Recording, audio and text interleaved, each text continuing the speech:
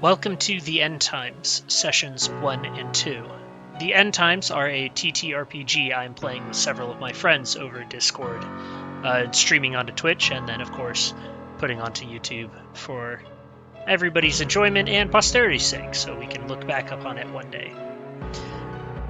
The End Times is set in the world of Warhammer Fantasy, using the Warhammer Fantasy Roleplay version 2, or WFRP v2 rule set.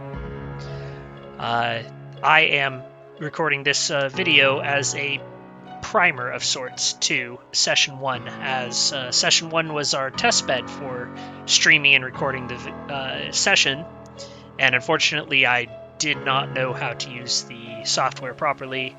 And while the stream was successful, all of only 3 people on Earth got to see it, and it didn't save, so it was lost to the ether. So I'm just going to give you a quick rundown on what happened during Session 1, so that you can continue watching and go straight into enjoying the shenanigans of Session 2. Every culture across the world had a prophecy about the twin-tailed comet. None of them were good. 1 month ago, you awoke to the comet's passing, lighting the night as day and illuminating both of the world's moons full. A state from which they have not moved since. Since that moment, you haven't known peace. Nightmares, premonitions, the feeling that evil was upon you. It was some days later when you had heard what had actually happened that night of the comet's passing. Under the light of the comet, the city of Prague burned. The infamous Chaos Sorcerer Nyx led a great war host against the combined might of Kislev and Ostland, and almost won. Most of the city was now a charred ruin, and rumor held that a great demon still stalked the dark alleys, murdering all it could. But, through the sacrifice of countless heroes and legends, Nyx was cast down. Slain as he approached the cusp of ascension, his mortal shell burned before he could finish his evolution. And yet, the twin moons of the world still hang full in the sky. The gray light of Manslide is fighting for control of the night sky with the pallid green glare of Morslide, which seems to grow and fade nightly, but it's never waned.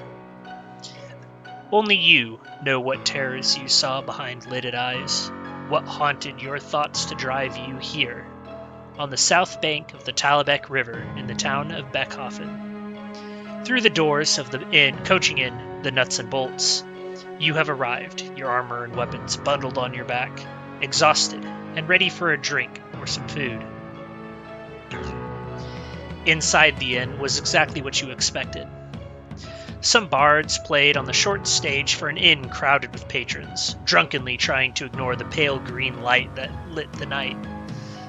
An old man stood at the bar, and the axe gun of a Kislevite Streltsy hung over his head. A young, wide Dwarven woman bustled the few servers through the patrons, and a crooked man in the bandages of a leper cackled, heedless of the pointed ignorance his sermon received. The world is dying, but it has been so since the coming of the Dark Gods. For eons beyond counting, the ruinous powers have coveted these mortal realms. They have made many attempts to seize it, and their anointed champions leading vast armies into the lands of men, elves, and dwarves. Each time they have turned back defeated. But how many more times can this world endure? Our world was saved by the Scions some 5 years ago now, before they too were killed in betrayal and blood. And the world has simply forgotten. The great enemy of the Scions was cast from the walls of Prague just days ago, and still the world ignores. Kislev, across the river, is descending into revolution. The failure of Prague brings its faults to bear, and its priesthood denounces the very queen as she hides away in her palaces of ice. Your own nation of men, the Empire, lost so many of its own men assisting their northern neighbors that they can no longer field a unified force. Its ruler, Karl Franz, the Emperor, struggles to keep his elector counts from descending into all outright rebellion. The Empire is no more than a collection of city-states now. The western kingdom of Bretonnia has gone dark, but rumors of an impending civil war eke out from border towns, and further afield, things are even worse.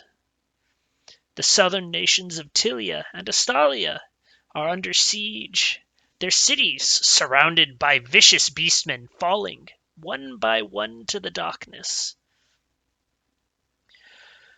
Rumors of the Far East are even less substantiated. Traffic on the Silk Road has all but stopped, and whispers that the nation of Ind ceased to exist overnight. Both Cathay and Nippon have closed their borders for trade in response to orcs, ogres, and worse. The elves have closed the borders to their forests and their island homes, and the dwarves have barred their mountain holds. Everyone now stands alone, preparing for the coming onslaught. Everyone now prepares to fight bravely to the last. But in your heart you have to wonder, are these efforts futile? The world needs its gods and its heroes now more than ever, but your heroes all lie in shallow graves, and your gods have stopped answering their prayers. The victory of chaos is inevitable. Repent. The end times have come. The end of the sermon causes you to start. You aren't sure how long you listened, or why no one stopped the blatant heresy of the madman. But from the atmosphere of the inn, almost no one else even noticed the man. You see only a handful of others, obvious outsiders like yourselves, who seemed like they even heard the ramblings of the leper. A haggard and mysterious-looking knight, whose arms and tabard's best days were long behind him. A dark priest, whose eyes were as dark and sunken as death's, glinting from the shadows of his dark traveling cloak and wide-brimmed hat. A stout dwarven warrior, bearing the iconography of a human god glinting from behind his red beard. A young noblewoman whose cloak had begun to fray, but she still held the youthful look of someone unaware of just how much they stand out. A scarred man whose eyes seem to focus on nothing and whose rags barely cling to him, revealing the slave's brands of an inhuman rune upon his flesh. A Kislevite warrior woman whose long blonde braid still smells of the animals whose company she exists in. A young girl whose sharpness of eyes contrasts violently with the soft features of her youth. And a sharp-featured gypsy whose pale visage seemed to reflect the stars that she regularly looked to. You don't know why you felt called here to this inn. You don't know what you're supposed to be doing now that you are here. The one thing you are aware of is that the incessant pull has finally stopped, and you get the small feeling of relief from a month's worth of dread. Whatever happens next, the time is now yours. That was the party's introduction to the world. And unfortunately, or fortunately, depending on if you saw the stream or not, they didn't actually do much with it. There was a whole lot of shenanigans and a bunch of roleplay, but a lot of fighting meant that they actually progressed very little in the story. For the most part, the characters did recognize each other and as the only other ones to really pay attention to the leper and took to each other rather quickly. The characters of Telkar and Marius began questioning the leper, but received only more mad rantings in response. Mariana and Nova immediately struck up a friendship over their shared love of animals, and they shared a table and food with each other and Joshua, who joined them. Luminita and Hugo recognized the kindred spirit in each other and began talking about their own beliefs of portents and prophecy. Things did begin to unravel for the group, though, when Rosie began interjecting. She was very antagonistic and started a couple small arguments with other players. This continued with members of this outcast mob who would become the party, alternatively trying to gauge each other's motivations and figure out what brought them together at this place. The answer became apparent when the bells of the city began to toll. Rushing outside, beastmen were attacking, and the party did band together relatively quickly to fight the beastmen off. However, at the end of the fight, they did see that the city as a whole, away to their north, had begun to burn. The fight had only begun, and the party had just begun its march into fate. And that's really all that was accomplished. A few jokes and that story. So please stick around for the next chunk, as you can actually witness the party playing their first recorded adventure, Chapter 2 of The End Times. Welcome to The End Times, session number 2, Moore's Lives Glow. For those of you playing, this will be a refresher for everybody else watching this in the future. Just a little heads up, this is actually session 2, as stated. Session 1 was kind of a test bed to see if I could learn how Twitch worked, and evidently I'm too old to learn first go, so that video was lost to the ether. Hopefully this one will not be. You did not miss much on session 1. There was very little story accomplished, some decent roleplay, and a whole bunch of rat jokes. And that was about it. So, recapping session 1, so that we can roll into session 2, you all were drawn to the Nuts and Bolts coaching inn outside of Beckhofen, where you all met up. Most of you became tenuous friends, a few of you became tenuous adversaries, and before you all could get into a fist fight, the Beastmen attacked. You guys fended off the Beastmen and learned the basics of combat for this system, so everything should be smoother moving forwards. That being said, I know this is a new system for everybody, so do not hesitate to stop or pause play to ask a question or get some clarification, because we're here for enjoyment, not beating our head against the wall. So, Session 2, Moore's Lives Glow. You guys are going to be picking up right where we left off. Outside the inn, amongst all the bodies of the beastmen you have slain. I do not have the battle map for that up anymore, because the battle is complete, and I didn't think I might need it, because I'm an idiot. So, is there anything anybody wishes to lead off with to get us started? Are we still in initiative? No, initiative is done. It is free play right now, but time is not unlimited because the city is still burning in the distance. Seeing as I am not a wasteful human, I would like to check the bodies of the beastmen really quickly, just to see if there's anything worth taking with us. I am closing my camera for just a second. All right, What are you checking the bodies for? Just anything that potentially is useful? Yeah, just anything that might be of use. Excuse me. There are a whole bunch of fetishes of various kinds, mostly necklaces, a couple rings, all of which very crudely made and made out of questionable materials, up to and including human skeleton pieces. And hand weapons, various kinds. A couple swords, a few axes, a club. It seems that these beastmen weren't equipped for a proper fight. They probably ran ahead of the main host to try to get some easy looting in and ended up running into you guys instead. Then I will probably pass on all this junk.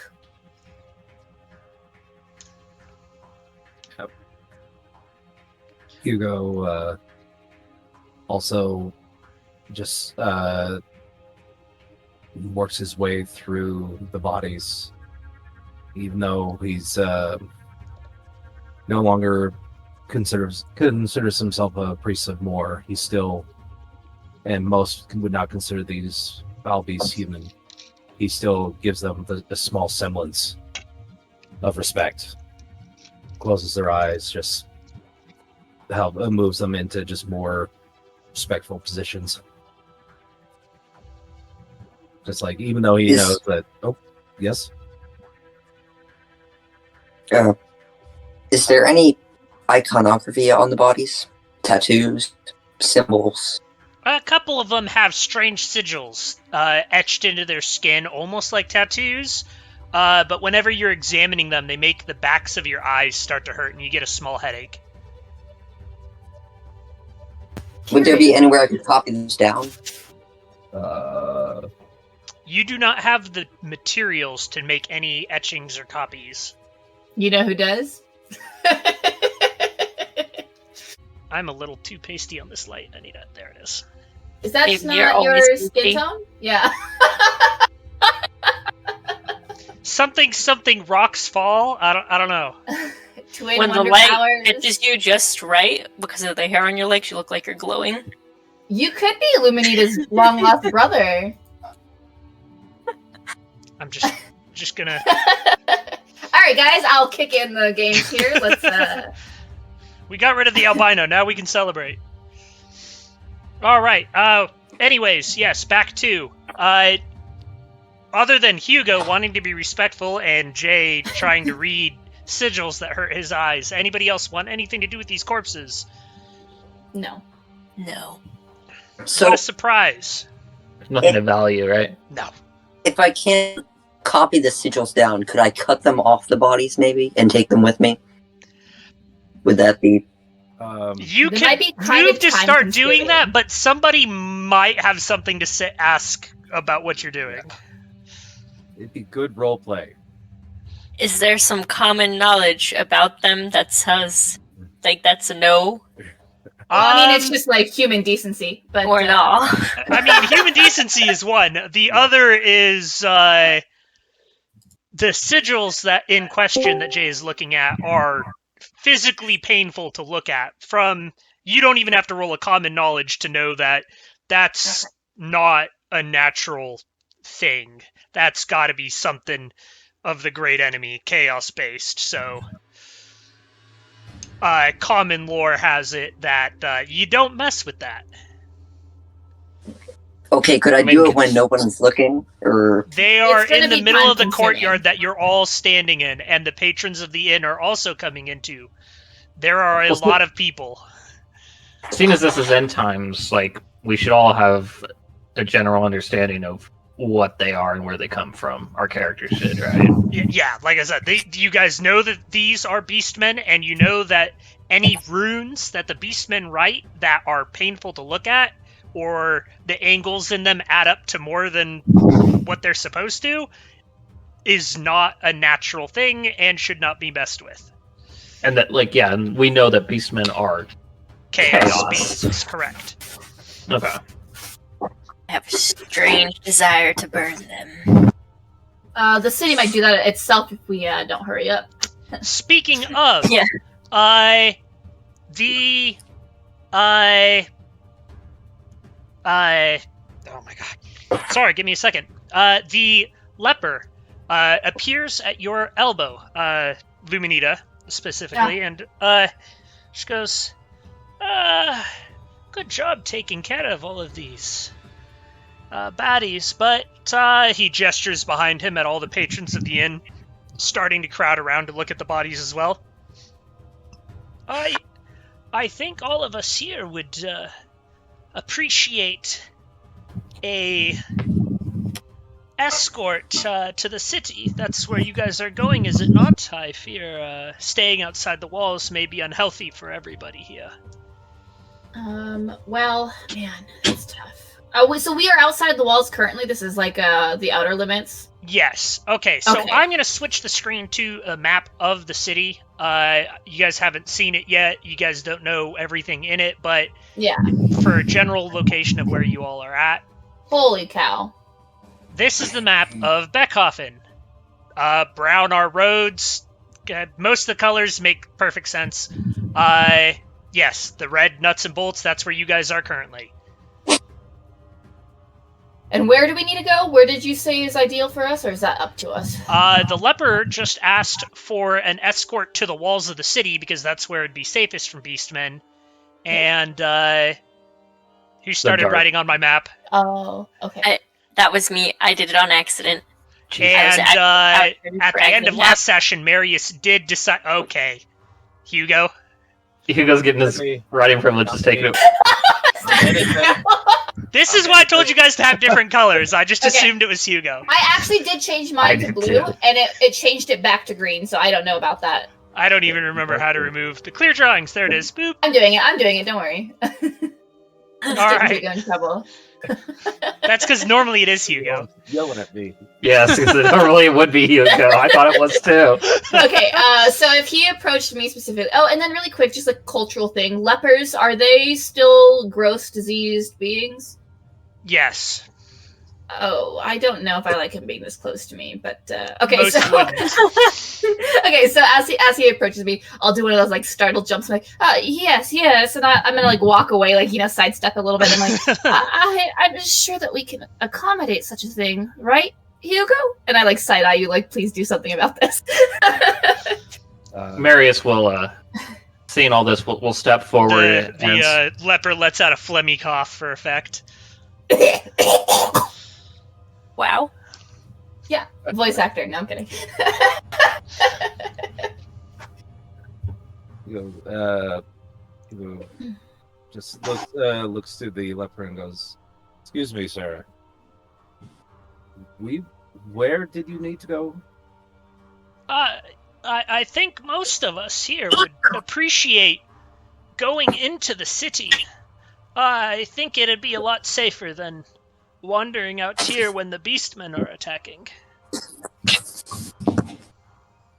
The innkeeper steps forward as well at this point and goes, I concur. If you can get us all into the city, he hefts the Kislevite gun axe that you guys saw above his head back in the inn.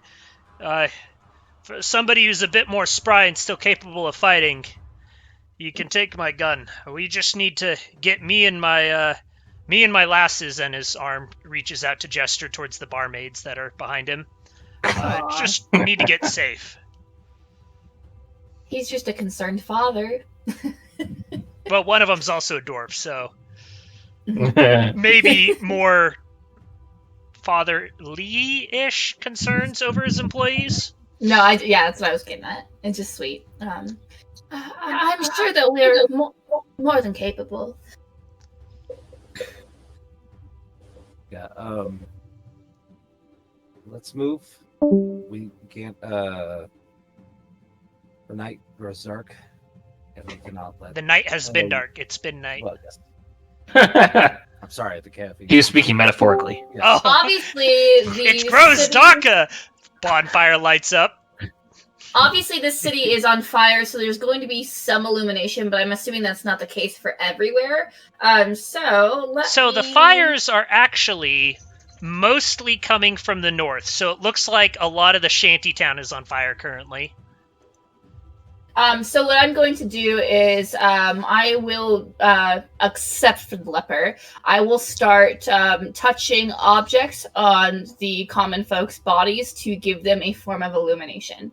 And let me know how many of those you want me to roll. How many spells are you willing to cast?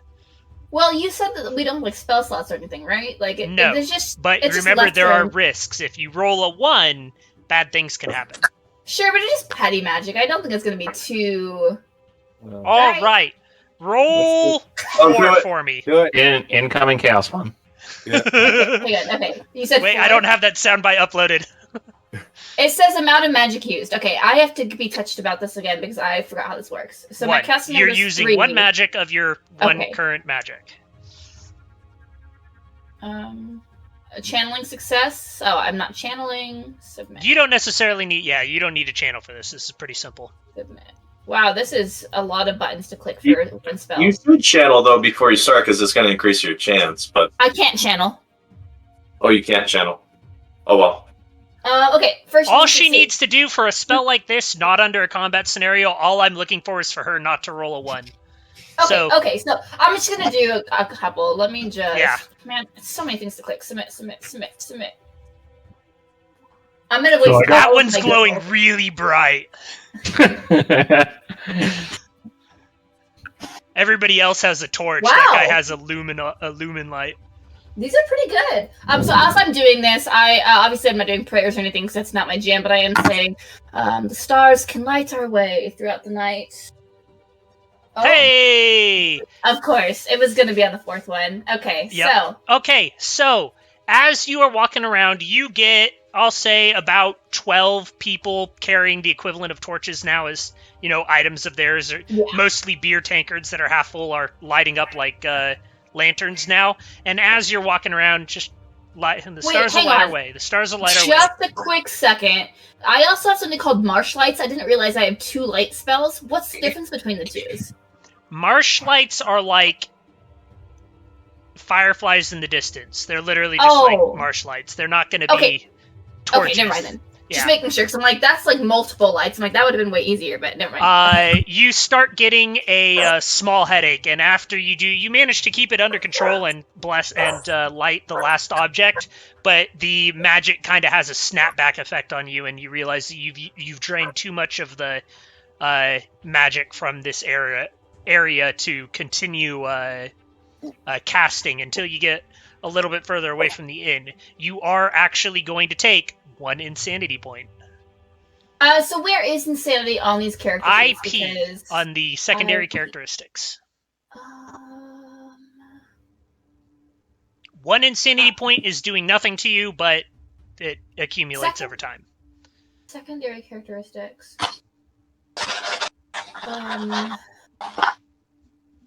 Is that under core stats? It's under character profile. There's main profile, and then if you look down, there's secondary profile, and Yes, I in got that that. row is Yes, A, W, S, B. I don't have secondary. Oh, yes, I do. I'm just blind. Don't worry about it. Okay. No, you're not I blind, do. you're insane. That's different. And where do I put 1 at? Modifier. Under IP Modifier. insanity point. Okay, perfect. Thank you. Awesome. So as I'm going around doing this, I'm lighting everyone's, and it's like a nice twinkling starlight. And as I'm doing it, I'm starting to stumble. I'm getting a little bit weaker, and like maybe blood is trickling down my nose a little bit. And like I take a step back to steady myself. I'm like, I think that's all I can do for tonight.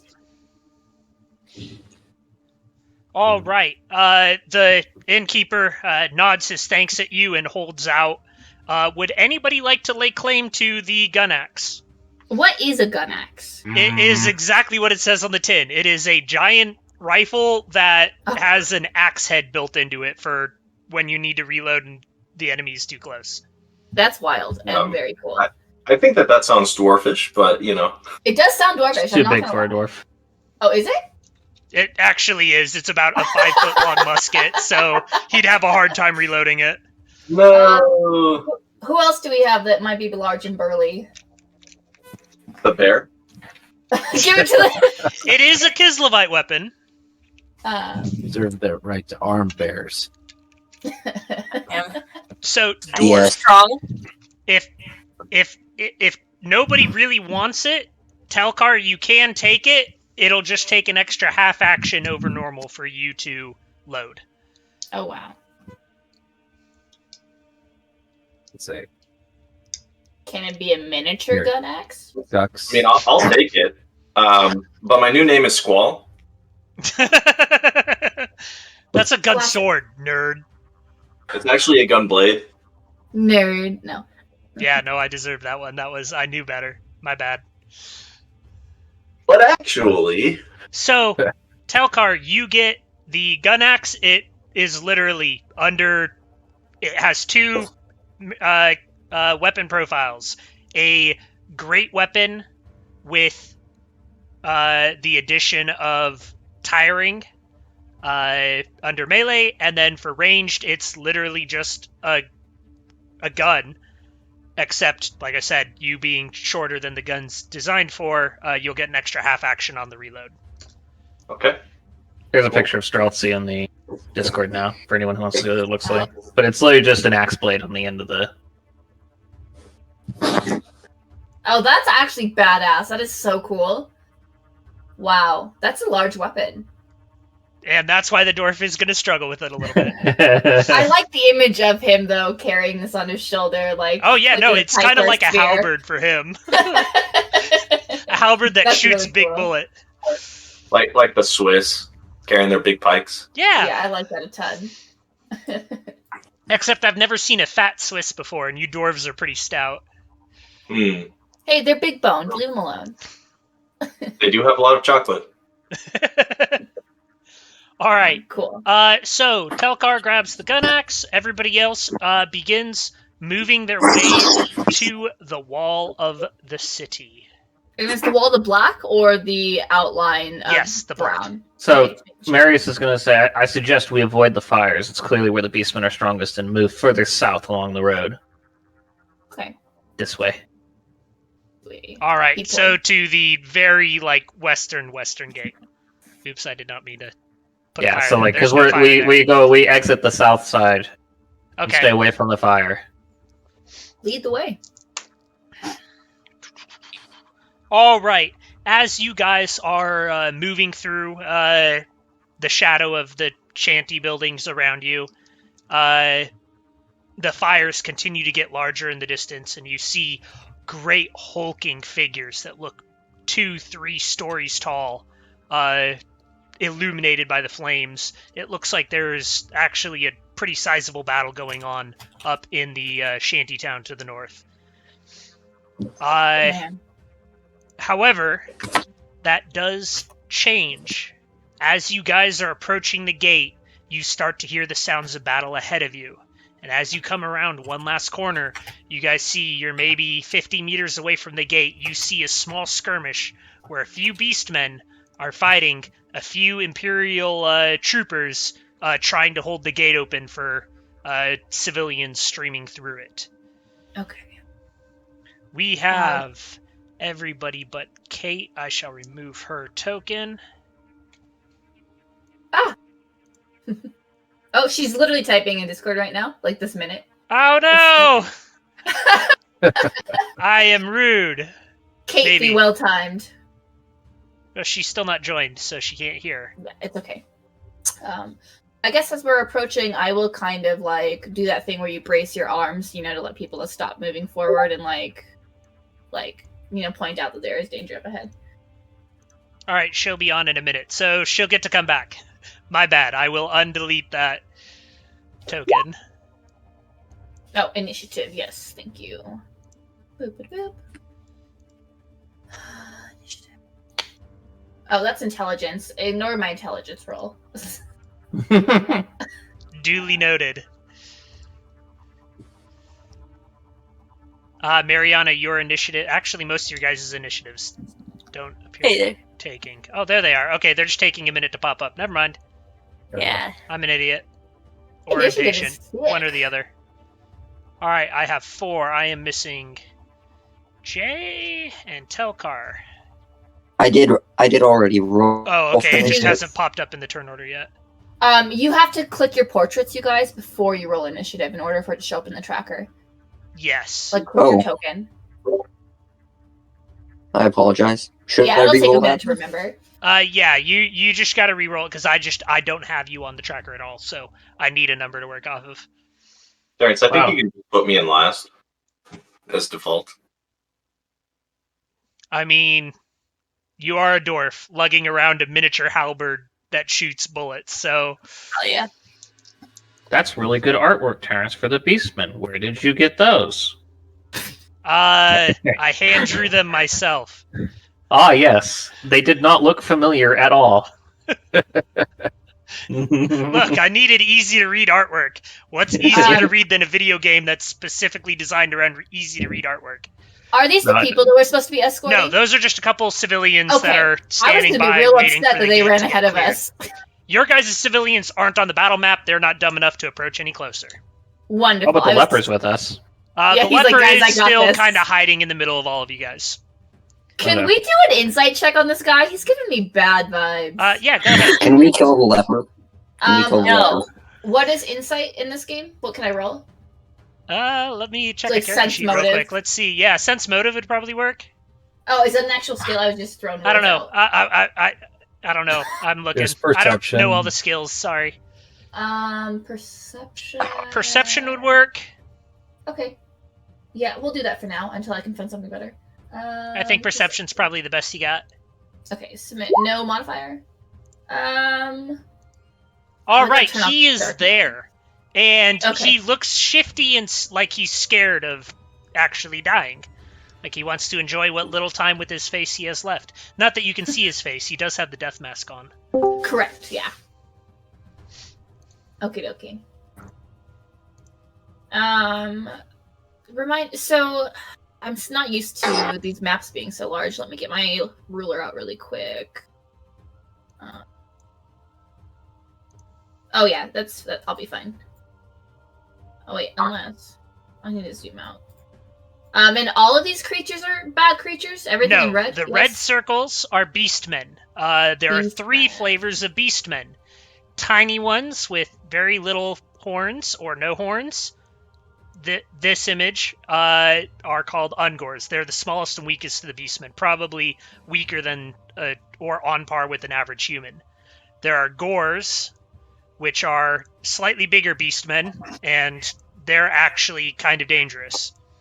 And then there is one beastman covered in actual rusted but very present plate armor, a bestigor. You guys wouldn't necessarily know the titles of each of those beastmen, but you know that there are different tiers of beastman society. That's not terribly Okay. uncommon knowledge. And for range, the second number is the furthest we can hit. The Correct, furthest that is range. long range. You've got normal Okay. range and long range. What's my move? Okay, so even if I use my max move or like my half move, I will not be able to get in range for a shot because I'm in the back of the party, which I did say I was. So I'm instead going to tactically. Oh, wrong thing. I will load my short bow and just kind of come up in the general vicinity. Oh wait, just kidding. Oh yeah, because we can double move, right? If that's all we're doing. 1, Yes. 2, 3. Yeah, perfect. Okay, I'll be good here. And I guess that's my entire turn. All right, Rosie. Hold on, let me figure out where I'm actually at on this. Bottom left.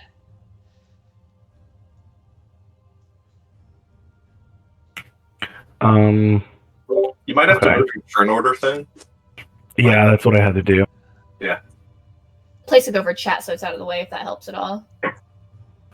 That is such a smart idea. How far do I move again? In combat tab of your character. Correct. Normal movement for a half action would be 4. If you want to spend your full turn moving, then you can multiply that by 3 for a run.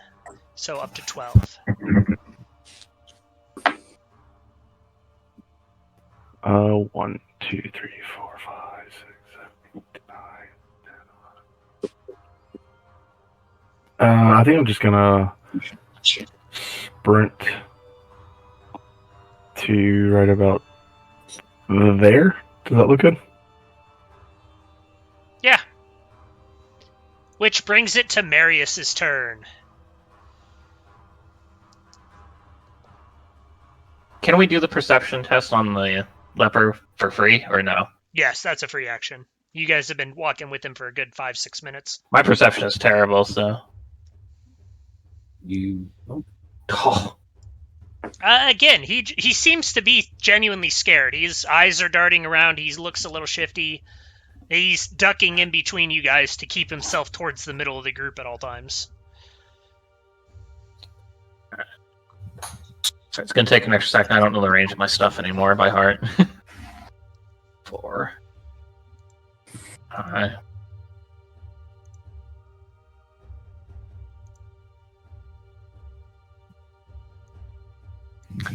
None of these Ungors have bows. No. Just a whole bunch of rusty-looking axes and swords ahead of you.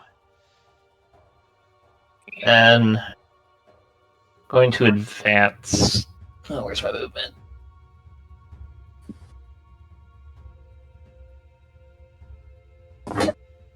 Just going to advance straight down the street a little bit and fire at the closest Ungor, which I think is still going to be long range. 28. This bow has 24. Oh, okay, so yeah, long range.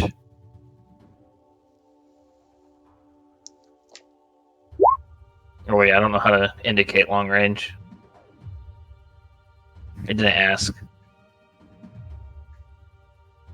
Can't remember the. It might. I think it's -10 to hit, but yeah, I think that it still passes. I mean, either so. way, you're hitting. You got it by almost 2 full degrees, so you're good. Roll a damage. All right.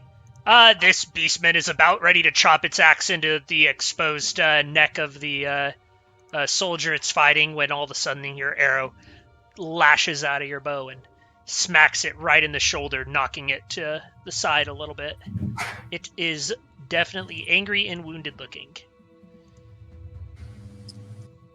Hugo, yours. All right.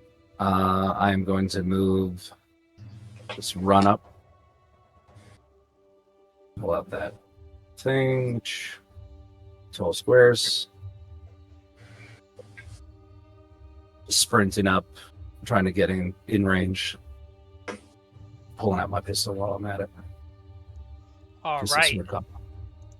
Mariana. I will need tokens for the bear and the bird, so I can keep track of their movement. The bird does not need a token. You are right. I did forget your bear, though. Remember, the bird, for the time being, until, or unless we're worried about a combat where something's trying to target the bird,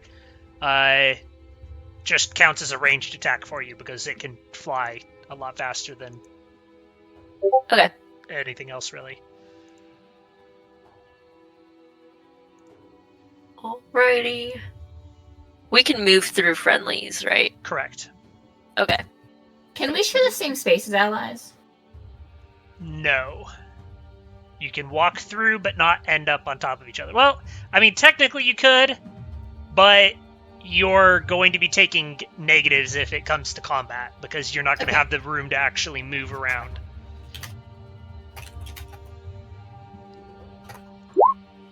Don't mind how squiggly that is.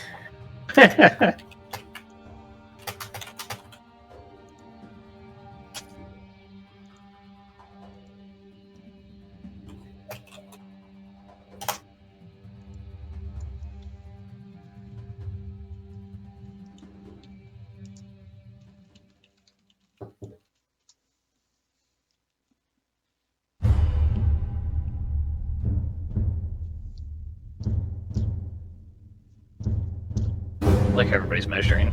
I know. You just have to on a map this big. Yeah, we have to. We really do. Okay, and this is...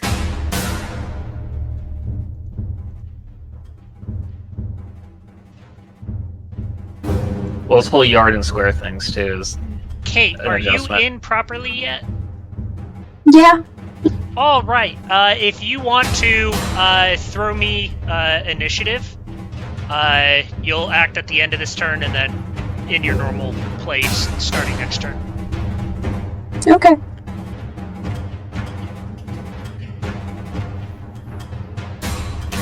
Switch back to that. Nope. There we go. Nope. For those of you who were not here for the beginning small bit of roleplay we had, basically y'all decided that the party decided that it was going to help lead all of the patrons of the inn towards the city walls, which are currently on the right side of the screen.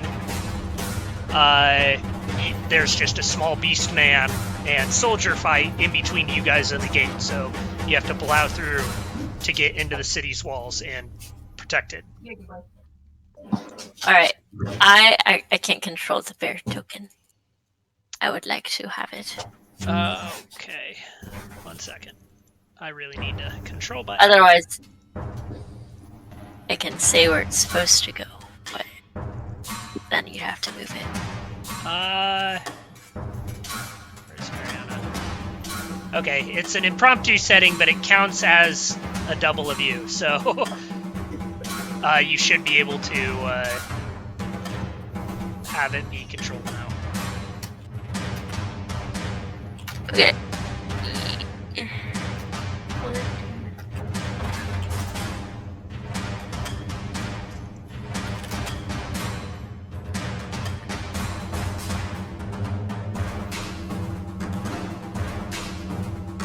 Okay, and that's, I think, all I can do, because running takes the full 2 actions, doesn't it? Correct. Yep, that's it for me. All right, Joshua, yours. I'm just going to move up here, forward.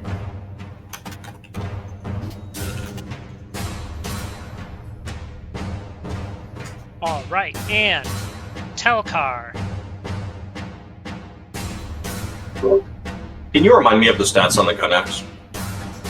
A great weapon with the additional quality tiring, so basically it only gets impact for the first round of combat. And then a normal gun, except extra half-action load for you. Okay, is it the same weight as a great weapon? Or is heavier? I'll figure out specific weight later.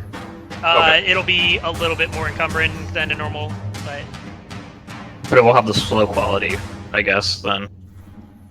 Yeah, so Right. like 4 plus tiring. I thought the normal great weapon had slow as well. Yeah, but you're saying it also has tiring. Yes. Yeah, I okay. gotcha. That makes sense. Yeah. Well, I'm going to have my hammer and shield out here, because I think I'm more needed at the front lines. I'm not wanting to shoot past people. To here.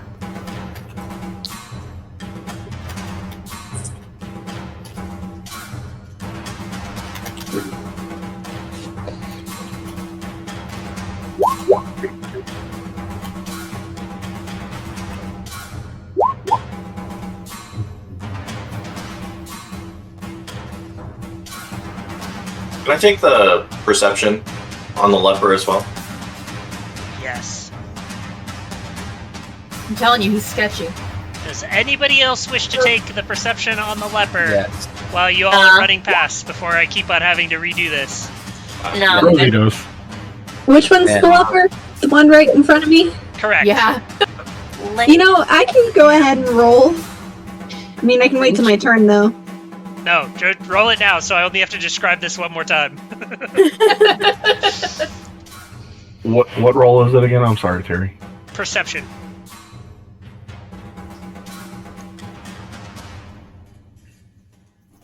No modifiers? No modifiers.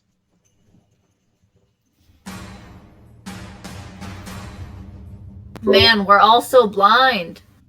No, you're not. You're staring a at a leopard. leopard who looks scared out of his mind. He's kind of... And he's looking more nervous by the second as all of the warm bodies between him and the beastmen are now running away from him. Okay, real quick. Are all of you, like, skilled in perception or something? Yes. Okay. I'm Yeah. I was just wondering, because everyone's, like, target is way higher than mine. Because I rolled a 20. I would have passed if I had your perceptions. It's that helmet. It makes me blind. I can't see out of it. Yeah, well, sadly, they switched the way to die when we started rolling. Alright, so Telkar has moved. So, Kate, it is yours. Okay. Dang. Which Yes. one, girl? Not you. You're good, Kate. Sorry. I was like, what? Alright, I'm just gonna go ahead and run forward. Got a guest. My whole move. Yeah. An unhappy guest. Nice dog. Oh, Oh. She's like the sad. Pixar lamp. Cone of She's so shame. fashionable. Yeah. When she's been out here with me, she's just standing next to me and smacking me with it. Or I put her on the couch because I thought she wanted to lay down, and she just stood on it. Said, Behind take me. this off. Take it Yeah, off. she's very mad, but she was licking, so... Yeah, she's just been banging it against my desk, making loud pops that startle me. Oh, Okay, sounds okay, about so right. sorry. Anyways, back to you. Kate, you moved. Was that it? That's all I got. All right. The fight continues ahead of you guys with the guardsmen fighting the soldiers fighting the beastmen. The only action of note ahead of you guys is you guys see the fully armored beastmen at the head of the gate do a rather fanciful flourish with his axe that gets the hook of it behind the soldier's leg, and he yanks the soldier off of his feet and then comes with a double overhand, and the axe just crushes the soldier's breastplate and his chest in one blow. That soldier is dead. I don't like that. It seems there's at least one able combatant in the fight ahead of you guys. Was it? He had 2 attacks, didn't he? Luminita, Alright. back to you. Alrighty. And I'm so sorry. I feel like I've asked this, but what's the gray again? Those are our allies? Those are, Or yes, fugitives? those are soldiers of the city that are trying to Okay. keep the gate clear. Wonderful. Let's see. Oh, I need to do the measuring tape. Oh, easy. That's a clear shot. Okay. Then I'm just going to do a pot shot to this very first one. Alright? And let me do some rolling with my magical short bow that just popped up into my bag as we were running from the tavern. You had to string it, you know? Okay, roll to attack. No modifiers. None. It's a miss. And with my other, I will go ahead and reload it, and that's my turn. Alright. Nova, down to you. So, By the by, Nova, you did collect your throwing knives that you threw last session. awesome. I think I'm just gonna run forward again. Oh, hold on. No, I'm not getting you up here. Do it. Yeah, do it. She lives to serve. Let her serve. Oh, I forgot my mic was on.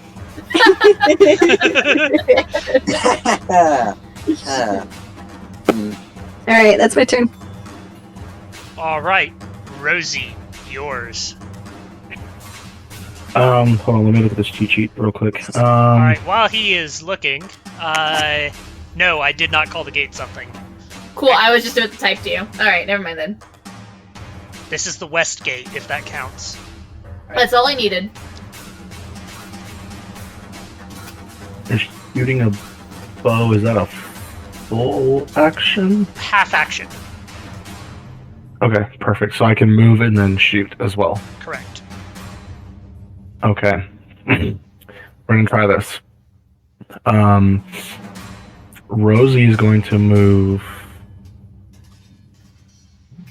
here. And then the thing with the orange circle is that's not one of us, correct? No. Red tokens are hostile, silver tokens are soldiers. The orange circle denotes that one is visibly wounded. Perfect. All right. I am going to attempt to shoot it with a bow that I mysteriously found on the run over here. Crazy. Weird, a That whole seems to be bunch of happening to short bows everyone. were all over the road, yeah. Just lining them. Yes. Maybe it was like a cart that just spilt over, you know, like A a trade merchant cart? Yeah. A cart Yeah, of yeah. pre-strung bows. Does that mean I get my gold back? Yeah, no. Okay. All right, roll damage for the bow. Okay. All right, you hit the Beastman under the arm, and he collapses to the ground, bleeding. I'm proud of myself, thank you. We're all proud. I know. Not only have you not started to not only have you not tried to start a fight this session, you also are contributing. You've come so far. It's a He miracle. stole my kill. Marius, Right, yours. right. My kill, you mean? Now you all are blocking my shots. Okay. Well, maybe if you're quicker. I have heavy armor, You should have ran and I stopped to faster. shoot. Oh, No one appreciates you, Marius. It's okay. I know. We can only appreciate Actually- one person at a time. I'm sorry. How does since we have bows and stuff, is arcing over You teammates? can shoot through teammates, just don't roll a critical fumble. Okay, so who? Oh, I don't want to hit the bear. I want to hit Mishka. Mishka's my friend. Is Mishka Russian? Yes. Again, I'm like just barely out of range of the next The enemy. big That's so rat, annoying. the flying rat, and the animal-smelling girl that has those rats are all Russian. Or not Russian, TM. Russian, Adjacent. Slavic. Yeah, Yeah, Polish kingdoms adjacent. they have winged lancers, so they're Polish and Russian and whatnot all at once. Soviet. Ooh, let's not go there. Okay. Sorry, give me a second. I'm still. You can't charge as far in this one either, can you? No, not really. I think charge in the other one is what, times 4? Yeah, it's something like that. Okay, I guess I'll just move there. I'm liking these drums, though, by the way, Luminita. Good. I was really worried when I clicked on it, it was going to be hyper aggressive, and I was just like holding my breath to make sure it wasn't terrible. They're literally 1 yard outside my freaking short range. Oh well. Or 1 square, I guess. 2 yards. The gore is... I don't know if you want me to roll for this, or if I can just kind of like... Being a knight in my experience, do I think my arrow would be able to do good damage to a gore? Yes, the gores are not armor just like the ungores are. The only Okay. one with armor is the best gore in the back. Even with like the bigger bone structure or something. Yeah, they're tougher, harder to put down, but still easy for true soldiers. We'll still wound them. Yeah. Okay. Okay, I'll go ahead and shoot the gore. You've run your fair share down over the years. I have lost, and she is in my lap. And her coat is off. Yes, yes. Ooh, nice. I'm gonna need 2 for the Heck yeah, okay. So, you hit the Gorz actually has its back to you fighting that soldier, and an arrow enters his shoulder blade, and he stumbles, losing concentration from the fight. Hell yeah. Alright, Hugo, yours. Alright, Hugo was going to shift forward. And then pull out his... I'm gonna have to add party player pet pictures to the slideshow I got going on my sidebar now. I like that idea. And then he lines up a shot and blasts that Ungor or Gore. Tries to at least. Let's see. Weapon. It's gonna be long distance attack. Modifier minus. It's minus Minus 10 if 10. it's long. Yeah.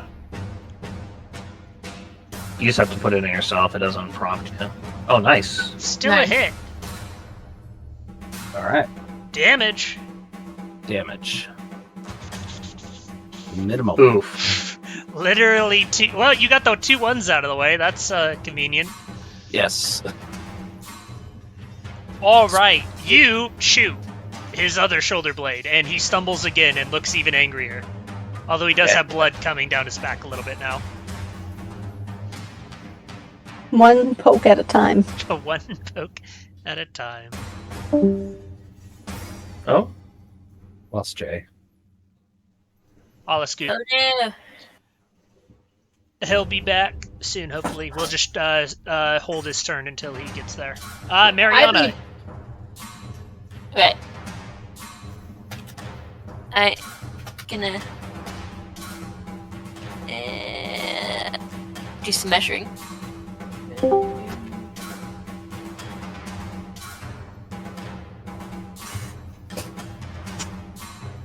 You know, I was 8 gonna people say- have to move tokens in between everybody's turn, including myself. You'd think you guys could measure during those 9 turns of interim.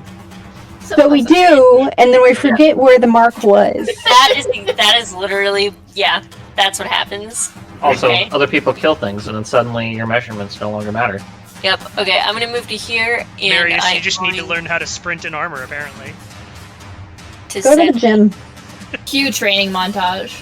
I'm gonna send Boris to attack this guy. All I right. actually wanted to ask about coal thrower. Could I try that here, Yes. or no? No. 'Cause I don't have There's no coals nearby for the bird to grab. one. Oh dang it! That's why I was asking. with the No, fires you said and there's stuff. fires here. There's fires north of here. We avoided the Or fires. chicken fly. So you can send it to go get a coal, but it is an untrained bird, so it might be a few hours before it returns. Yeah, we're not doing that. A few hours. It don't want to go hunting. She hasn't fed it tonight, and she Each told turn it is- not to eat the ferret. Each It's turn is angry. 5 seconds. How many turns will that Ooh, be? mad. And then, can I also have Mishka move or no? Yeah, Mishka's still charging. Got it. Told Y'all it are gonna make me lose my When do we spot. get to geometry class? That's quite the complex pathing you have there, Telkar. Telkar, stop that. He's Alright. charging, guys. Alright, I'm gonna send Boris after this guy then. And that would be, I am gonna... Rosie! Okay, thank you. Crazy. Alright. So I have to roll animal training. Yeah. First. No. Are you using your skill to command Boris? You're taking a half action to give him a Yes. command, or is he just acting It's on his own? Okay. So yes, you spend a half action, roll animal training. All right. He gets his normal attack. Okay. Ugh, I am gonna have to create a character sheet for him because this is gonna be complicated for you as well. We're tracking health or what? No, for the bear, because it gets its own attack actions. It has its own weapon school and stuff. I just really didn't want to create full character sheets for every animal, because with how large the character sheets are, that'd get over bloated really quick, but Okay. for the and bear's so sake, I... it's gonna be... Yeah. So, for the Move bird... Mishka to the combat. Okay, I'll move Mishka. You're gonna I roll... know. But it's not Mishka, that was the bird. Oh, I thought you were commanding... No, I was asking because Mishka is still gonna move. Yeah, Oh, okay. I was talking about the bear the whole time. Okay, yeah, no, the bird is not listening to you right now. Okay, that sucks. Boris is the bad He's bird. very stuck up. Alright. He's still already eyeing good. Kate standing right next, or Nova standing right next to you, waiting for that ferret to pop its head out again. Sorry, Rat. long It's rat. mean. He'll fuck him up. What's the rat's name again? I forget. So then I don't know. I don't have a rat. Mishka could charge. Okay, so I already moved, and then I sent the bird. Yeah, so over. you've spent your both actions. Mishka can act normally, he just won't get the bonus for being commanded. Got it. So your last order to Mishka was to attack. So he is attacking. Alright. So roll a d100, compare it against Mishka's weapon skill. Actually, it'd be Mishka's weapon skill plus 20, because it's a charge attack, so... Okay. There's that. Okay, And it weapons. hit regardless. Yeah. Roll damage for Mishka. Alrighty.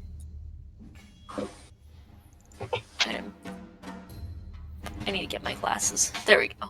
I can see it now.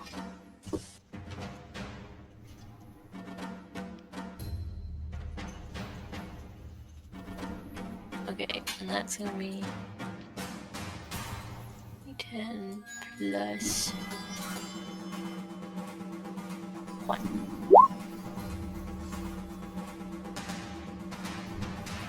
A 7.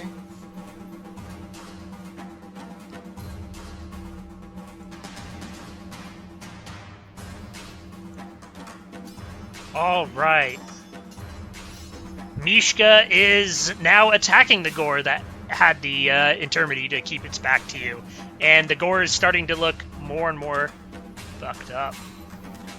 Jay, down to you.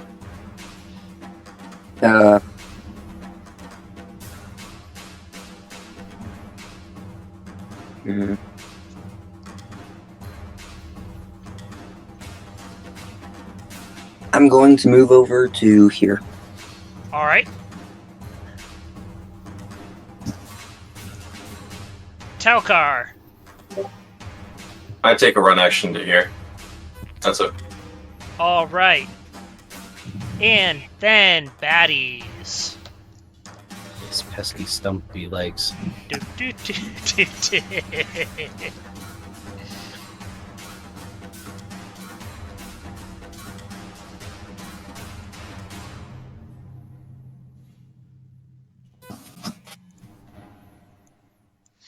Okay, again, the best gore from the back. You see it just walk up slowly behind the soldier that's fighting the unhorned beastmen. And before the soldier even notices that the best gore is behind him, just comes in with a great cleave over the shoulder with his axe and sinks it straight through the breastplate and into the spine of the soldier, dropping him instantly.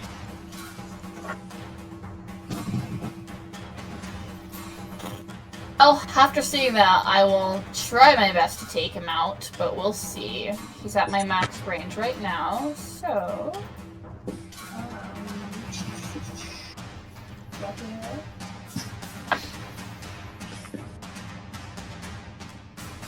No dice. And then I will use my other half action to reload. All right. Nova, back to you. So quick question. What did we decide the range was for the throwing knives? Or axes? I think I meant to write it down and I didn't. 1 second. I've got the book right here.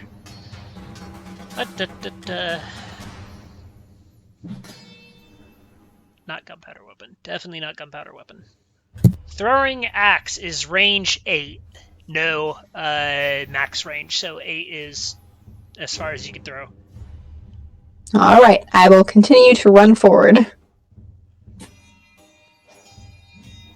And then back to Rosie.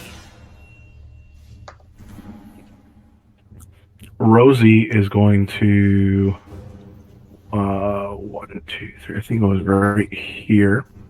Yeah. And then Rosie would like to shoot this thingamabobber. Which thingamabobber? I'm Yeah, not it's seeing an not- alert. It's not showing which one. This thingamabobber? The one below it, That one. to the left. That one? That one. That's a friendly. Not fun. Okay, then I'm not going to shoot that one. Red circle bad, silver circle not bad. Okay, now I understand. Let's help Mishka out. All right, bet roll it.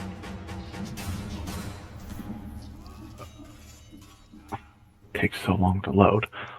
Weapon. Oh no, wait, you need to reload your bow, so you can't shoot this turn.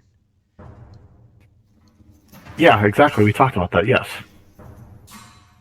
Right, I'm an idiot. My bad. All right, which brings us to Marius. Okay, never mind. What? No, what do you mean? You had to load your bow. Well, correct. Well, I was going to move further than if I... Or is that not allowed? Okay, so loading the bow takes a half action. So you can move further, but then you can't load your bow this turn. Okay, never mind. I understand. I'm connecting the dots. There. Unless All you right. have the quick reload.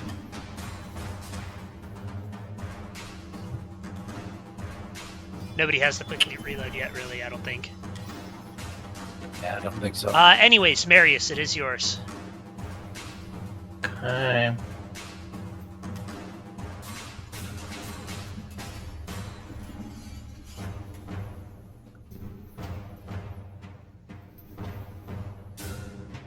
I'll run to there.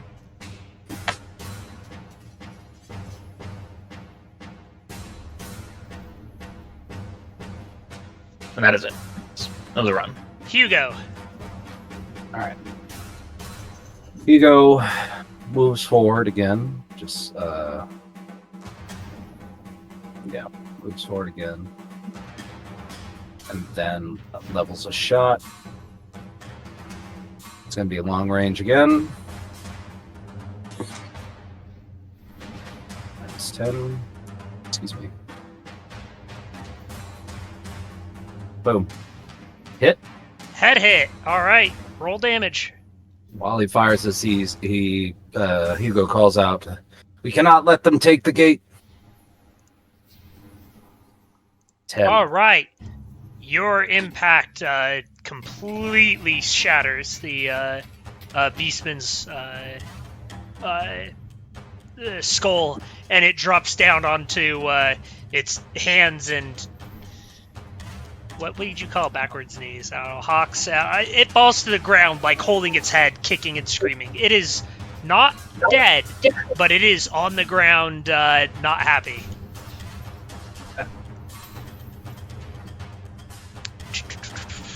Let me look at... There it is. Okay, so, Mariana, yours. Alright.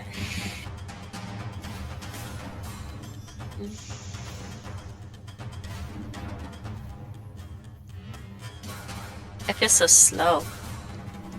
I think it's just because all my animals are faster than me. What's your movement? 4. Okay. Everybody's but Telkar's is 4. I'm gonna say we should all only do like 4. Just What's making sure you Telkar? didn't. Telkar is 6. Oh wow! No, Telkar's 3. Yeah, I'm lying. I didn't know dwarves were that nimble. The natural sprinters.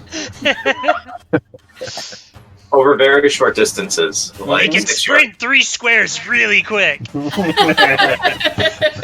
Oh yes, at lightning speed. Weirdly enough, the exact same screen at which your screen refreshes. Shit.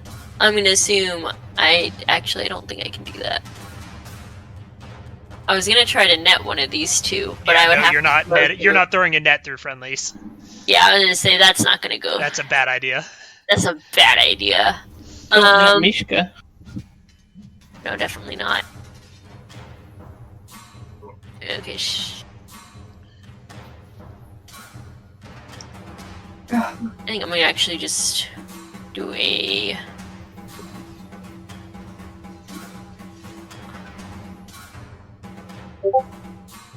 I'll move 1. Ah, he's a superhero. That makes more sense. Alright. I'll move to there. I'll take up my full action, and then Mishka will continue attacking. Did I do that correctly? Yes. Okay, perfect. Mishka, yep, just roll a normal attack for him. This time he doesn't get the bonus.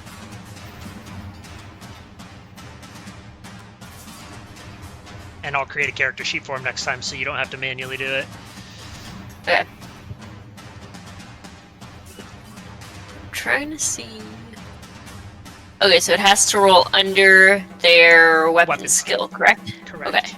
I'm trying to see if I can set it up in this roller or figure out how to put it in the roller so it's real easy. You could just write a macro.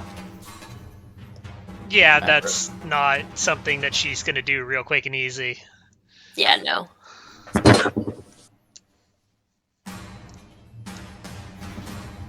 So I'm trying to do this. I don't think that's right. Nope, that's backwards. No, you did it backwards. So I did it one backwards. failure. One failure. Mishka attacks the gore and is swiping at it, but now it knows the bear is there and is trying to defend itself. Rude. Joshua, yours. So I'm going to step forward right here, and then I'm going to take a swing at this guy from like the back. Okay.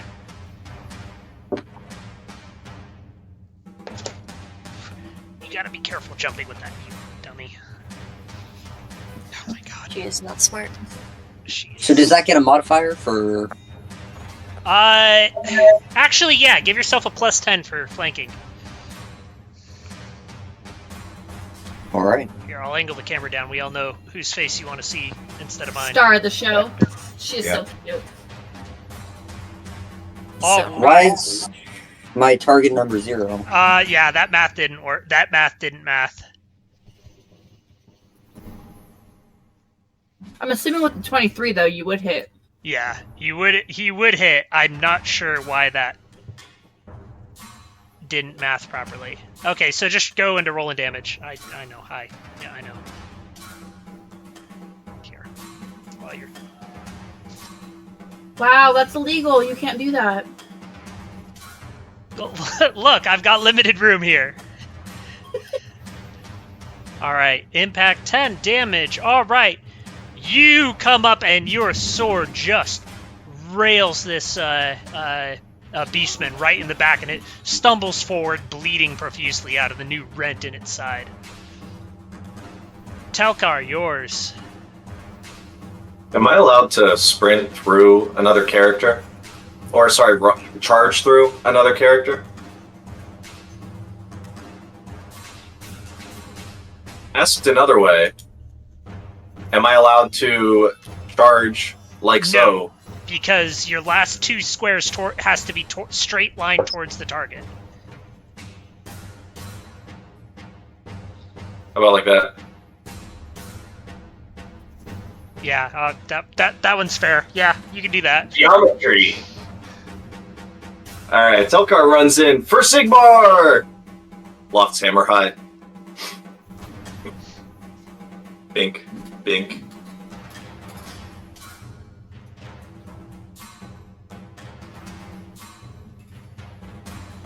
What do I roll it to? There we go. I get a +10 for charging? +20, I thought a charge was. No. Holy cow. Wait. Take the +20 before he changes his mind. Yeah, it's 10. No. It's 10. It's 10. It was 20 in the last game. I'm just +40. bad. No! Wrong way! I like that way though. Alright, Best well, way to have Park all night. my target number is 69. Nice. Nice. Noise. Voice. Wait. I think I'm Holy still crap, missing that one damage is noise. insane. I need a noise. Voice. Noise. There we go. I think that's all the noises. Alright. That damage is also noise. Alright, so, yeah, you just kind of blindside this gore as it's fighting Mishka, and it collapses to the ground with several of its ribs just shattered within its chest from your hammer blow.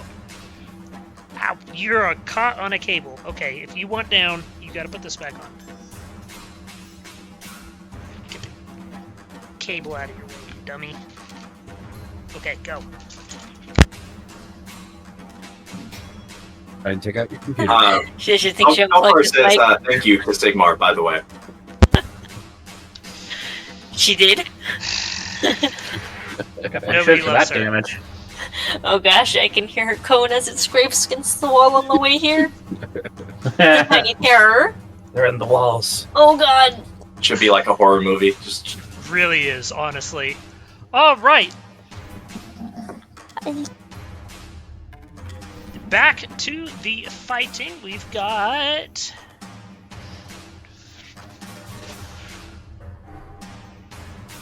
Alright, the Bestigor begins making its way towards the bear. You can see it, like, pumping itself up, getting excited to come fight this bear. And the unfortunate soldier that gets in between the Bestigor and Mishka just kind of gets, like, shoulder-checked really hard, and he falls backwards. And before he can stand up, the Bestigor just goes ever so slightly out of its way to stomp on his head, squashing his skull as it continues towards Mishka. How big is the Bestigor? The Bestigor is about 7 feet tall. Jesus Christ. About as wide as you are, Dwarf. It's pretty beefy. You wouldn't want to challenge it to a arm wrestling match. So he's like 500 pounds. Probably. Because, like, honestly, yeah. Like 400. Square cube. I'm not very good at the square cube law, but 500 sounds about right. Ungors are slightly smaller than a human. Gors are about on par with a human. Bestigors are a bit larger. Yeah. So he looks like he's squaring up to wrestle this bear. All right, Luminita, back to you.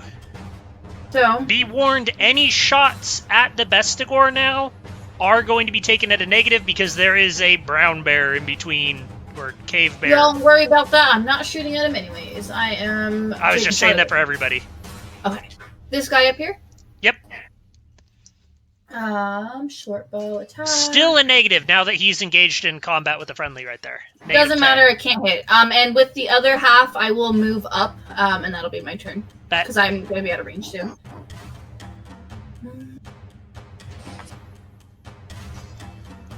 Well, never mind. I don't want to touch him. Put me next to the guy. Hang on. We'll just do. No. I forgot to move the civilians forward during the GM time. Turn. Blip, blip, blip.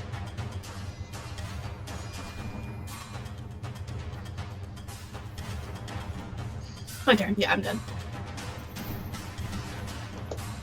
All right, Nova, back to you. Okay.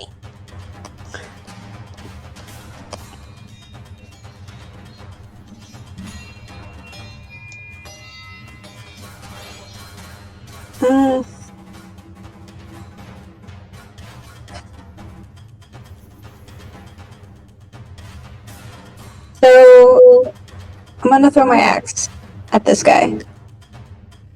Why is it not doing the clicky thing? The guy Mishka's fighting. All right, the Bestigor. It will be at a -10 because Mishka's in the way. But I'm like off to the side. Come on. Of a brown bear that's considerably wider than... I work with animals, okay? I feel like it'll be okay. My gut's just telling me. We'll and see. If I hit Mishka, I'm so sorry. Mishka's in full-on fight mode. She might not notice. We don't have a link to all the books anymore. Did I remove that? No, it's still there. Yeah, it's still there. Where? Which channel? The Handouts. It's the Google Drive link. That's it. You. Hey! Even with the minus... I don't know, did that include the... That even included the -10. You still made it by a degree then. Alright, roll damage. I told you, I had a feeling. And you cracked him. Oh, that was with the throwing knife and not the axe, though. Oh well. Oh. I don't think they really change much. I think the knife does 1 less damage in return for longer range. Good damage, though. Yeah. You all in all, do! pretty satisfied. And he now has a knife sticking into his skull, right next to where one of his horns comes out. He looks angry. Very, Good. very angry. I think the new piercing suits him. Rosie, down to you. Rosie is just going to... Yeah, Rosie's just going to move. And that'll be her turn. Marius?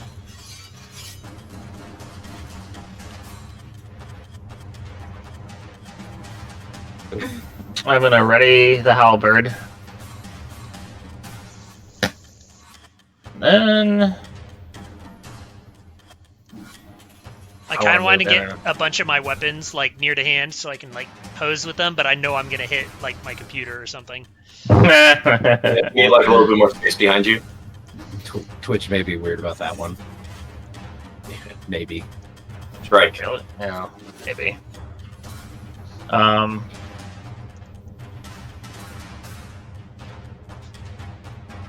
Yeah, I mean, I don't think I'd be brandishing a gun axe on the screen. I think I'd skip that one.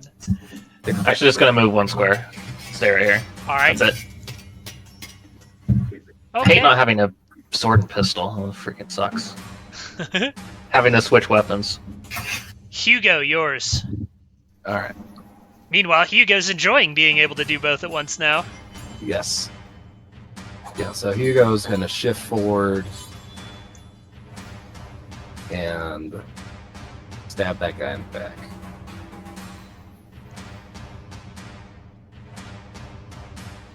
Go with the poke. Attack. No modifiers. A hit. Another head hit. You guys are getting really good at that. Alright, you lunge out with Von Durge's strike and stab him right through one of his large old goat ears. Makes him very mad and starts bleeding profusely down his neck. Beautiful. Mariana, yours. Alright. God. Get off of the cable, thank you. Sorry, I'm having to readjust a little bit. I'm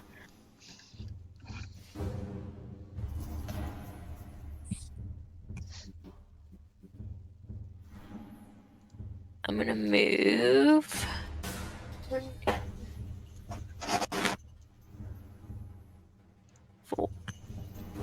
If I were to try to hit this guy with a ranged thing, where I would take a negative, wouldn't I?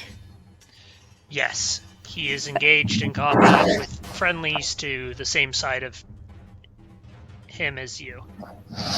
Okay. Could you not? Does that include the bird? I'm not talking to you, it's Rosie. She's... No, the bird can circle around. Okay. Bird can do bird things. Okay. I'm gonna command stat Boris to attack that guy. Alright, roll an animal trainer. Let's see if Boris will listen. Boris is the bird, right? Yes, Boris is the bird. Seems like a perfect name for like a ferret. Or a rat. It's not wrong. Roll Just damage for on a the bird. Flying rat thing. He's a flying rat. Boris. That rat is going to murder you all in your sleep. Yeah, probably. Death noodle. He is, in fact, a death noodle. Yes. That's a... He probably carries the plague. We should be careful. Wow. Wow. You should be careful, but he's very clean. Thank you.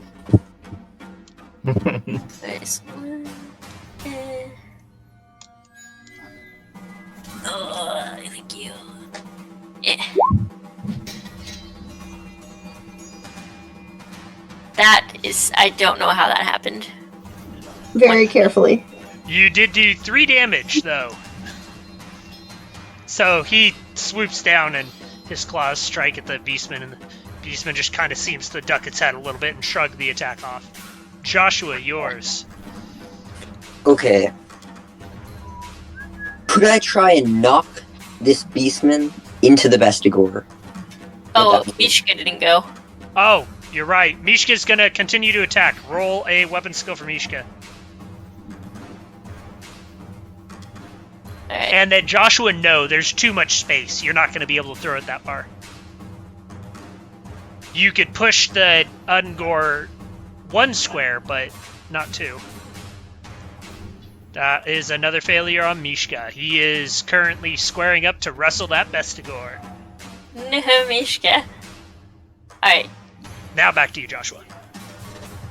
Okay, so I'm just gonna do a regular attack on it then. All right.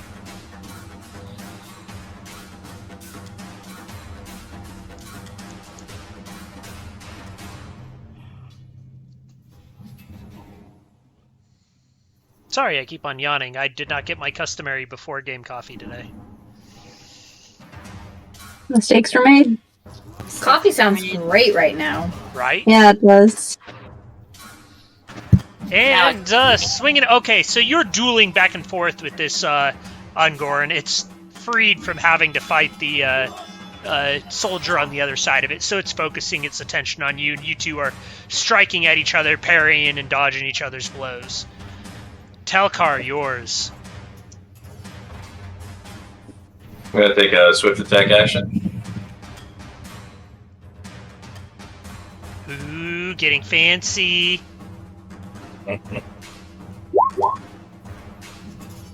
Nice. I'm gonna roll for the second attack while I'm at it. Or do you want me to roll damage first? Roll for the second attack. Okay. Ooh, good rolls. All right, 2 hits. Pretty strong dwarf. Those are some hits. All right. Yeah, your hammer just impacts his armor once, twice, sending out ringing gongs, distracting it from its preferred quarry of trying to fight the bear. Preferred quarry? What am I? Beef jerky? Well, you were. Now you might be a little bit more. It does seem a bit more interested in you than it was previously going after the big target. There's more meat. This dick right here is in my way now. A jackass. I know, right? Hugo, you're going to make a dodge blow, if you have one, right. against this guy. 1 second. I walked away. Wait, is Hugo flanked now? Hugo is flanked now. Oh, no, because there's a guard. Oh, which one? Which one's attacking though? Oh, the This red one's one? attacking Hugo. Oh, okay. That makes sense then. Do I have a dodge? All right. Hugo, you are going to take 9 damage to the left leg. Ooh. All right. Minus armor, if you have any, and toughness. Ouch. Okay. So, yeah, you're squaring off against the Ungor ahead of you, and then all of a sudden you hear Marius behind you yell, "Watch out!" And as you're turning to look at Marius, you just get stabbing pain in the back of your leg as the Ungor's sword jams into it.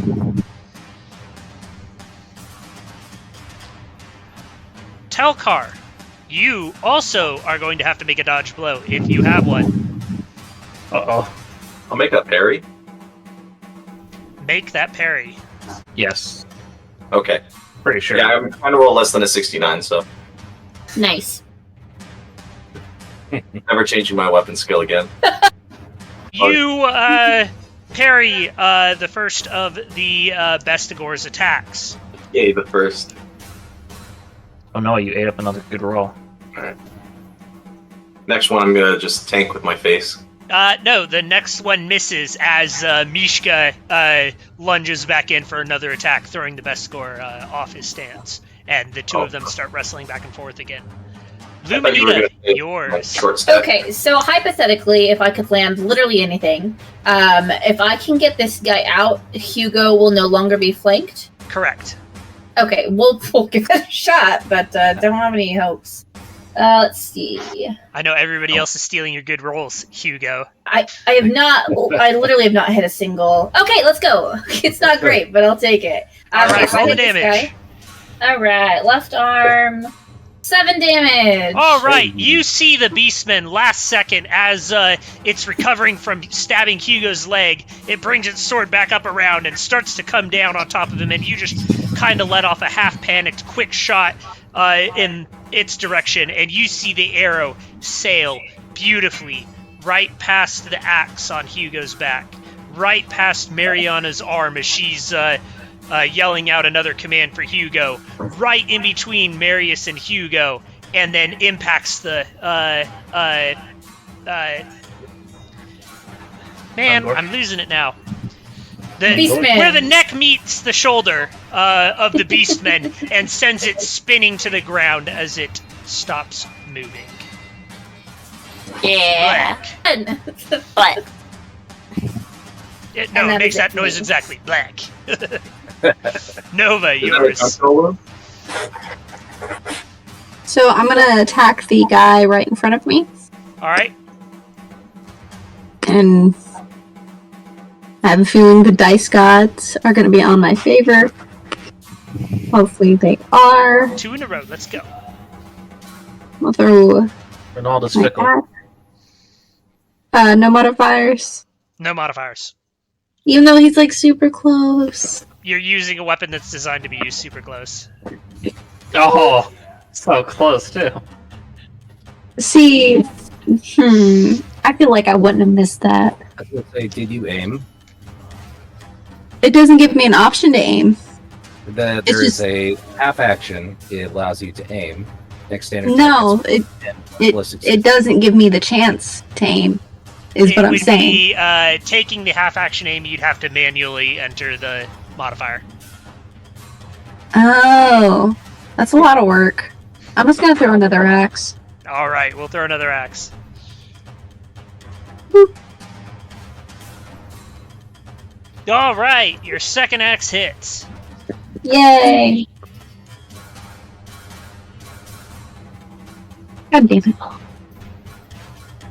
I really need to get a mouse. My laptop. Stupid. All right, Well, your axe that's grazes it as it's charging at you, sending a little bit of, actually wrong arm, blood spray out of its arm. Rosie, yours. So Rosie would like to take the half action to aim at the same thing that Kate decided to attack. All right, you get a +10 to your shot on it for when it asks for modifier. You are so nice, thank you.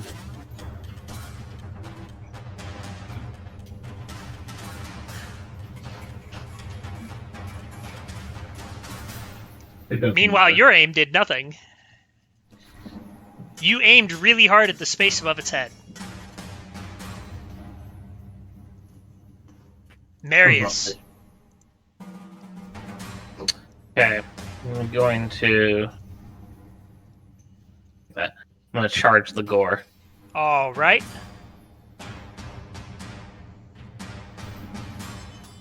Okay.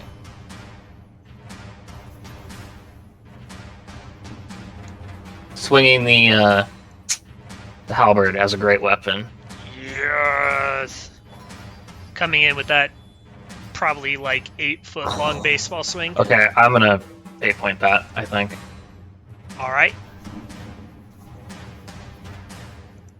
Much better. All right. And damage. Okay, did it automatically? I don't see any of these rolls. Are you rolling to the GM? Oh, yes. Sorry. It's okay. I see them. So I have the impact box checked, but it doesn't seem to actually do it on its own. So No, it does. It says damage, which is one roll, and then impact, which is the other roll. oh, I see. Yeah, so it does do Okay. both. So you got an 8 and a 5. So you hit the gore in the arm hard, and it kind of goes down on one knee, scrabbling to grab the weapon that it dropped in the surprise and impact. Hugo, yours. All right. Hugo, seeing that, well, Hugo blasts the guy. Actually, with the pistol, would consider that a something I could blast him this close range, or Yeah. You still Yeah. got your sword in one hand, pistol in the other? beautiful. Yep. Gunslinger. I'll be your Exactly. Huckleberry. Hit. Right in the chest for 11 11. damage. All right. It's getting ready to duel with you after watching its comrade behind you go down to a magical arrow from nowhere. And as it's squaring up with you, and you you two just kind of like enter a fencing stance with each other, and then you just kind of poof, and it drops to the ground, a look of surprise and betrayal on its face. Mariana, back to you. Okay. Does Mishka get a bonus if I command her? Yes. It Okay, says, I'm gonna- I believe it says on your character sheet, unless if I forgot to finish filling that out before. Let me check.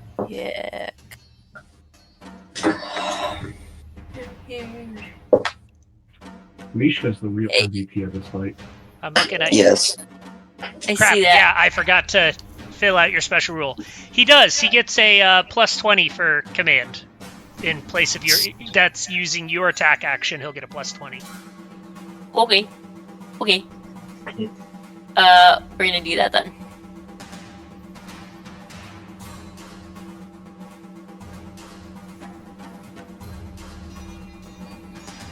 Okay, let me see if I did that right. Wow.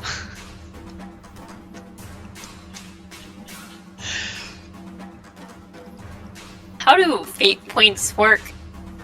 Just like in Dark Heresy, you use one of your fortune points, and you get one, and you immediately get one of the fate point actions, which is before a roll, you could get a plus 10 bonus to the test. After the roll, you can either add a degree of success to a already succeeded roll or re-roll a failed test. Additional uses include immediately roll max for your initiative, immediately recover D5 wounds, or D10 divided by 2. Instantly recover if you are stunned. I'm sorry, I missed that entirely. I had to jump up because Panzer ate, I think, like half of Rosie's food. Because he's a dick. Okay. I'm sorry. You can use your fortune points to reroll. Everything else is on a handout. Read the handout. Okay. Hey! Oh! Nice. Roll damage Is for one- Mishka. Okay, I was gonna say, one is good. Yes. Okay. When rolling for damage. Or for hit, I mean. Yes. For hit, not for damage. Mishka poked his eye, jammed his bare thumb in his eye socket. Okay. Okay. And that is right there. I also got to look at his sheet. I'm pretty sure he should be doing more than plus 1 damage. It says 1d10 plus 1 for a claw attack. Really? Yeah. I actually noticed that too, because it looks like Boris does more damage. Yeah, that's Which- what I'm saying. Like, that's got to be wrong. Where is... Isn't it like strength bonus divided by 2? Or if you have like the... oh, no. A bear has... it's not an improvised weapon. A bear has natural weapon. Yeah, okay. There you go. Maybe give him impact.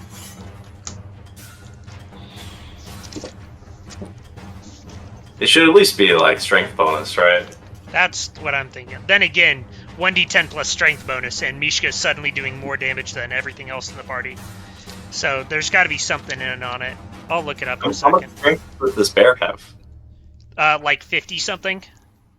Oh. It's a goddamn cave bear. It's fair. Yeah, but I mean, it's only going to be strong on this for, what, like a month? Yeah, that too. Like, it doesn't level up, so... We'll find him armor. Hell yeah. That is something I would like to do. Anyways, that played out. No, I'm looking for his damage. Oh, okay. I'm gonna step away for like half a second to replace the food that Panzer scarfed down like a jerk. A hungry boy. Okay, I'll... Oh, wait, nope. It's got to be somewhere around here. I recognize that. That's a...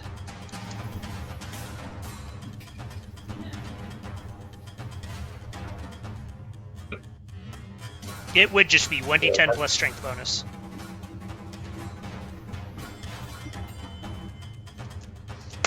Alright, so she just needs to hurry back now. Time freeze. Alright, we'll let her roll her damage in a minute. Joshua, your turn. So, with knocking the Ungor to the side, Okay. Could I still attempt that? Could you throw what? Could I attempt to knock the Ungor into the other Ungor? Or Ungor? Yes. You could. You just kind of want to make them bump into each other so they're disrupting each other's fighting. Yes. Okay, so all right, you roll a straight weapon skill test. Just roll weapon skill. I mean, make them bump into each other with my sword. Yeah, that's what you're rolling the weapon skill for. Okay.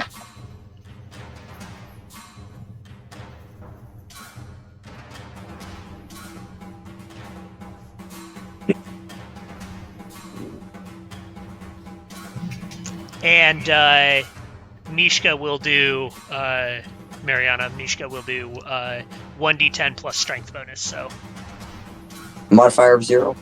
modifier 0. It's an opposed weapon skill test. You fail by 3 degrees. He does not fail. So you two, your two blades are caught. You catch his blade in a bind, and you both just kind of start maneuvering and pushing on each other, and you can't quite get the upper hand to shove him where you want to yet. Okay, was that a half action? Yes. So could I still attack? Yeah, sure. Okay, then I'm going to do that. All right.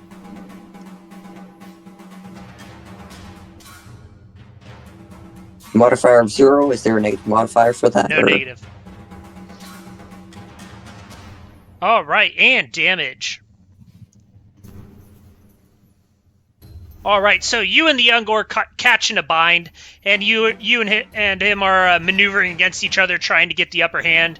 And after you realize that it's a little bit more wiry than you thought, and able to just resist your simple shove, you just kind of push back off of him, swing your great sword around, and hit him clean in the chest, and do enough damage now to put him down.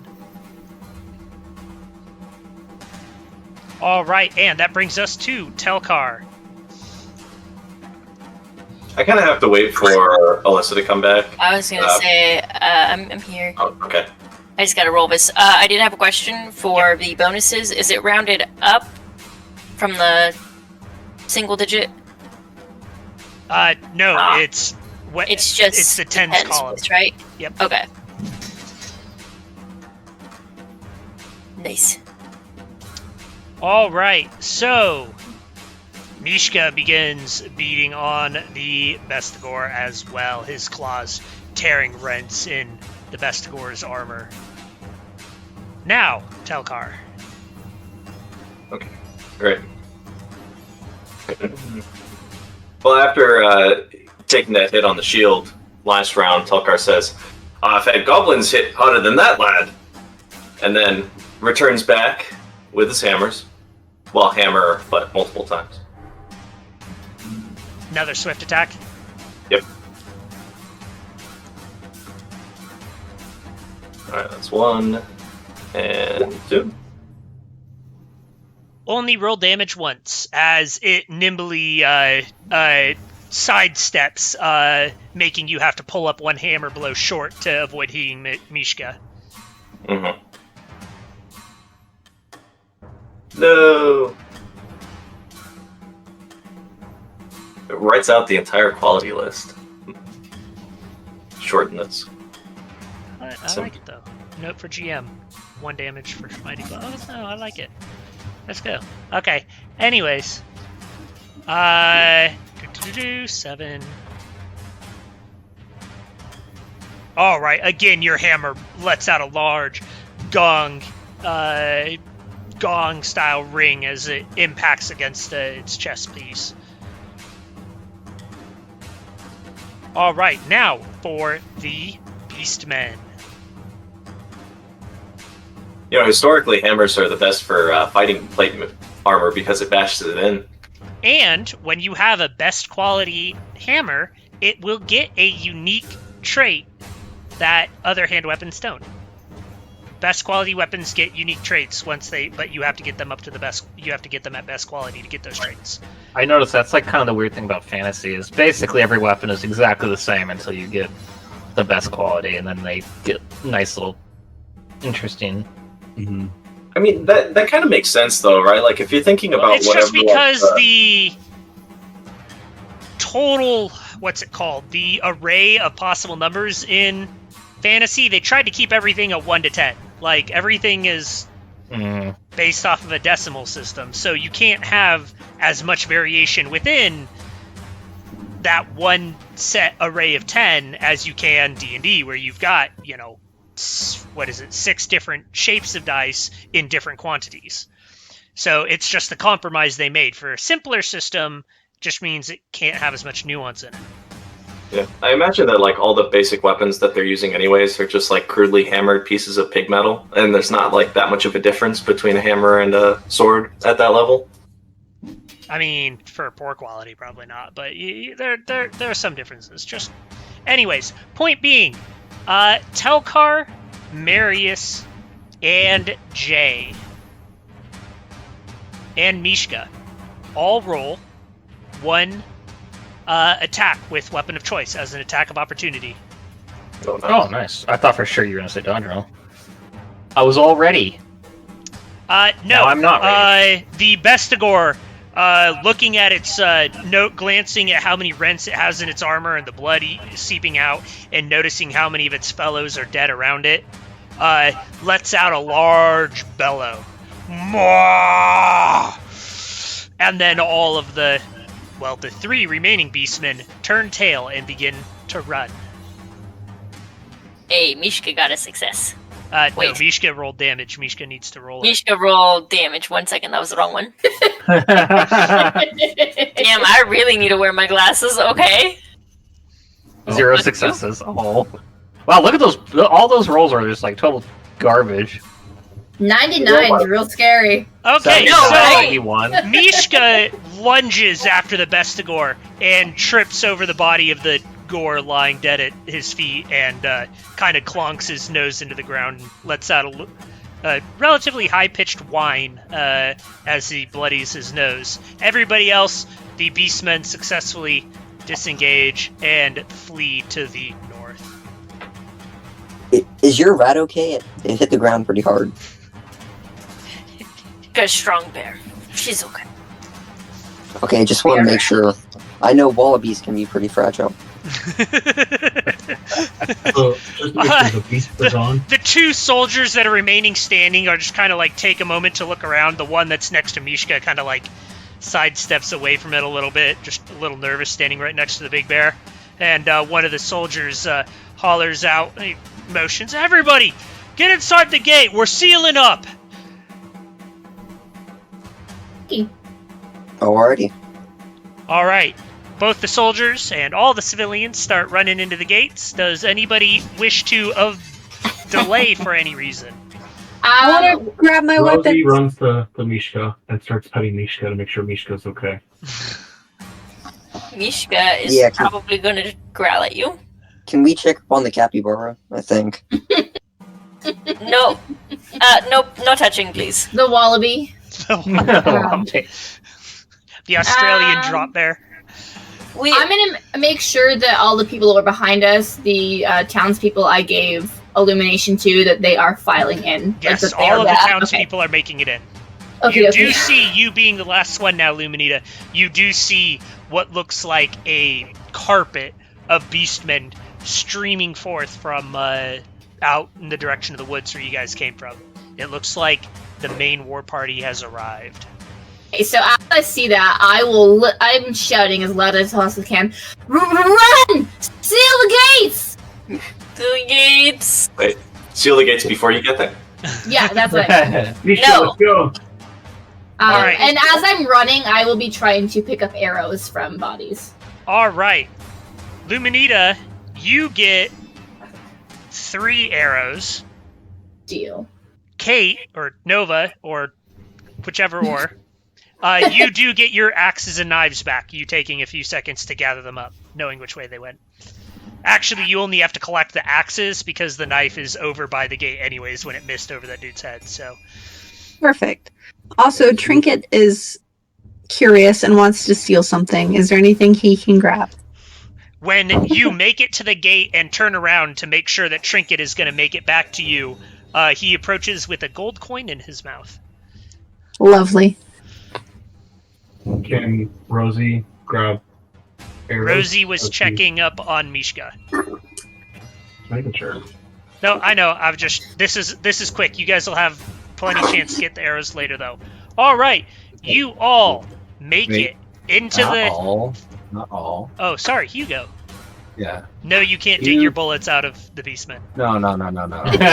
So, standing in the middle of the bodies, sort of stares down at the fallen soldiers, just blood leaking out from his various wounds. He's just stands there mumbling prayers to more, completely oblivious to My gosh. the oncoming. Okay, so if anybody knows a professional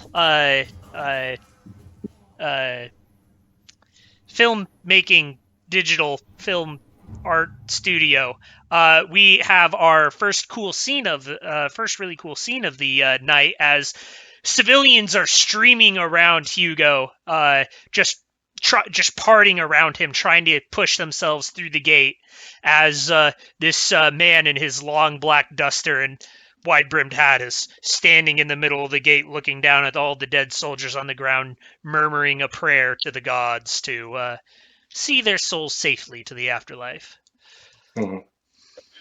Terrence, I disconnected for a second, so I don't think you heard me. Can I check the bodies to see if anyone's still alive, like twitching or whatever?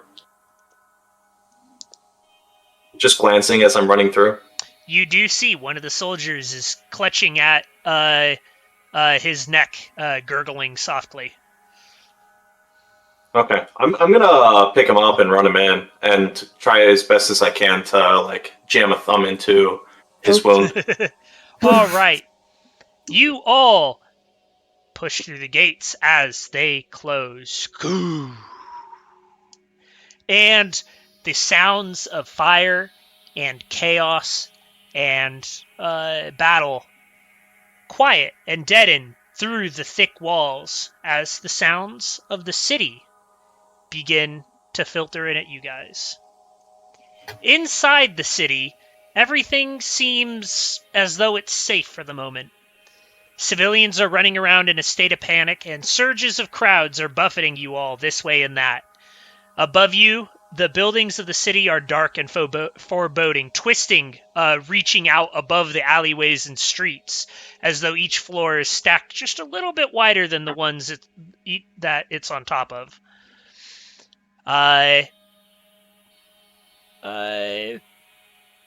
Everything just looks really eerie and disquieting in the green glow of Morslide. The party as a whole is being buffeted forwards, trying to follow the flow of the crowd as best as it can, as it is a large group still pushing through this main street, until the street widens suddenly into a courtyard, and the crowd, gets a little bit more space, and the tide of the crowd ebbs and allows you all to catch your collective breaths and take stock of yourselves. Just catch your breath a little bit. However, also in the courtyard, it is lined with tents. For market or refugee purposes, you're not sure if through the crowd it's just too difficult to see. You just know there's a boatload of tents ringing around the courtyard. And in the middle of the courtyard is a really large mob. It seems that at least some of the refugees are gathering together and chanting and raising farm implements high, and torches and hollering and yelling. But you can't really tell what through the crowd yet. They are being whipped into some sort of fervor by a voice that's echoing from inside the crowd. You just can't make it out from this far away. try to stay close, but we should definitely see what's happening. I did not drop character tokens on this map yet because I wasn't sure who would be here. Also, I'm still really sketched out by the leper. I am keeping an eye to make sure he's not near me. I have a bad feeling about him. Okay, roll a perception. Okay, I've got a really bad feeling about him. Let's see if I can actually make my perception this time. Train. Who am I missing? Yeah! Ooh, a 4! That's really good. That is very good. Okay, so you turn to take another look at the leper, and he's not there. Did I see where he went? Because I'd say I was watching him. Okay. No, you have no idea when he disappeared or where he disappeared to. But he is not where you thought he was. Wow, these 20-foot tall people and the mobs are terrifying. Can everyone else see the leper still? No. No, the leper's gone. That'd be fun if it was. Okay, I'm just wondering, like, is the perception roll that the leper is gone? Like, but he actually. Why did you have me roll? Because if you failed, it wasn't going to be he suddenly disappeared. It was going to be you lost him in the crowd. Oh, okay. So I'm confident that he's not around. You are confident that he was just right there. Wonderful. And now he's not. Not you, Good. Panzer. You're always right there. Good boy. Better. No, he's naughty boy. Where's Panzer? I cannot shift the camera that far. I'm sorry. Oh. In order to get the camera at a decent angle, it had to be semi-permanently attached to the back of my monitor, so it's not moving very far. You can get him up You in got your lap. to the camera. Panzer, get in the lap. Do it. Okay, we'll see. But then back to the square. Panzer, come on, buddy. I know. Man. I know. I know. I am tired. Come on. Eddie. Come on. Come on up. There we go. I've got some Here he crowd is. work going. Come on. It's Oh, look at him. All the way. All the way. There he Oh, is. he's Oh, what What a a boy. old man. He's a baby. Oh, what a baby. what All did I right. Look at his beard. Thank you. Oh, all right, bye. Tosses him away. Poor dog. Could you, unless we need it, can you delete the turn order so it's not taking up space on the screen? You can double click it, I think, to minimize it. Oh. Oh, too late. Gone now. Gone now. Is this crowd hubbub okay? It is. Yeah. It's very good, actually. All right. So, y'all are in the crowd. Once again, I have the 4 tokens out there just to represent some of the thickest parts of the mobs, but this entire square is filled with people. I just didn't want it to be that. Once again, I just didn't want you guys to lose your own tokens in the press of a whole bunch of meaningless ones. So, anybody want to push forward into the crowd? Is this a good time? You guys going to try to, plan your next move? Come on. Could I roll? Super tiny. Rosie We see what's going on. Yeah, could I roll gossip to see what's going on? Not from this far away. Okay, well, I will approach cautiously. Yeah. I was gonna Yeah. say I will follow suit. Hugo's going to do this. But I will be rolling gossip as soon as I'm in range, if you will allow it. I'm gonna run. Well, I'm just gonna run up there. Do I still have my soldier on my shoulder? Your what on your shoulder? My soldier, the soldier that was dying. Oh, No, he did. that was taken care of in the press of the crowd. Okay. Hugo reaches out and grabs Jason before he can fully Joshua. Joshua. J before he name. can fully Yeah. But they wouldn't understand. trying to slow him down a small bit before he. Okay. So, Post strength. Yeah. Go straight. anybody with common knowledge Empire, I do. feel free to make a roll. Don't Actually, think that's me. Can I still roll gossip? Is You that can okay? roll a gossip. Okay. Fine. I was gonna say, would you allow me to roll gossip too? Ooh, 26! Rocks. I just can't battle, I guess. Everything else is fine. Ooh, a 30 target number. That's rough, my guy. It should have Empire too. I meant to roll Empire. But I don't think I doesn't have matter. common knowledge Oops, Empire. matter. I said. Hugo, Modifier you're not 0. even sure they're people. Yeah. Well, that's. Rosie, you got lost following a butterfly. Did 26 under 45.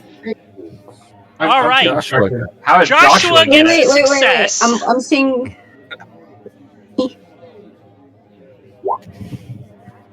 All right, Kate and Joshua. Okay, so I'm going to tell this to everybody because you got 2 characters there. And, well, actually, I should ask. Kate and or Joshua, would you guys like to share the knowledge that I'm about to impart with you with the rest of the party? Oh yeah, Nova's a loudmouth. She's gonna tell everybody everything. All right. So, in the middle of this crowd is a giant clearing that you all see before you. And this will also go for you, Luminita, with your gossip. But once again, the knowledge is imparted to everybody, so I'm telling the whole party. In the middle of this crowd is a clearing. A tall, weathered old man is sweeping around the perimeter of the clearing, just a hand's width away from the crowd. His very fine-looking cloak and hat bearing an ornate badge of office. You don't immediately recognize the badge of office, but it is fancy-looking. A silvered sword and various accoutrements and weapons hang off of him at weird angles in various locations. You recognize some as weapons, some as devices of torture, and then others are unrecognizable in function. You guys who passed your common knowledge empire recognize him as the infamous Kurt Baneblade, a witch hunter of incredible renown, as he paces around the square.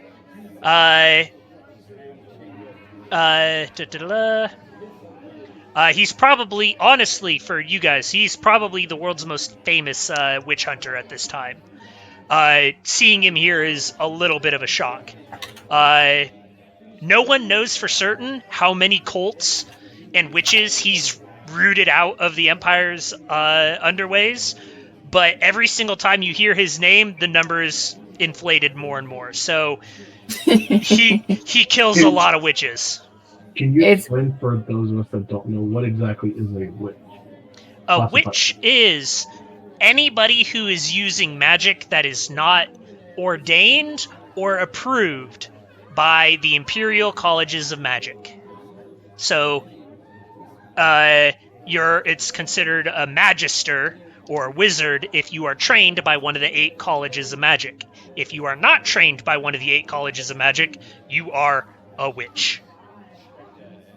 Do witch hunters approve of ice witches? Depends on the witch hunter, depends on where he finds the ice witch, and depends on how much he thinks he can get away with that day. I don't know, it depends on a lot, honestly. That being said, Mariana, if I could get a common knowledge Kislev. Oh dear. Okay. Don't be stupid. Wait, that's speak knowledge. Where's my...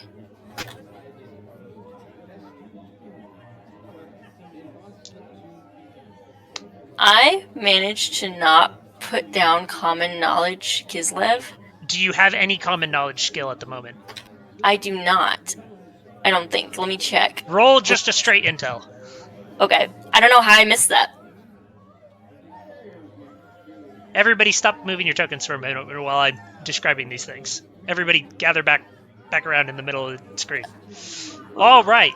So, at Kurt's feet in the middle of the square are 2 pale and dark-haired women wearing traveling cloaks in the northern style over what looked like they were once fancy sets of traveling skirts. They both appear to be put down on their knees with their hands bound behind them.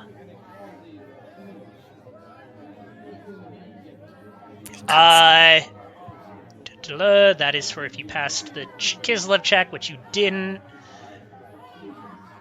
As Kurt is walking around the square, getting these, riling these peasants up, one of the kneeling women cries out, "We have done no such thing.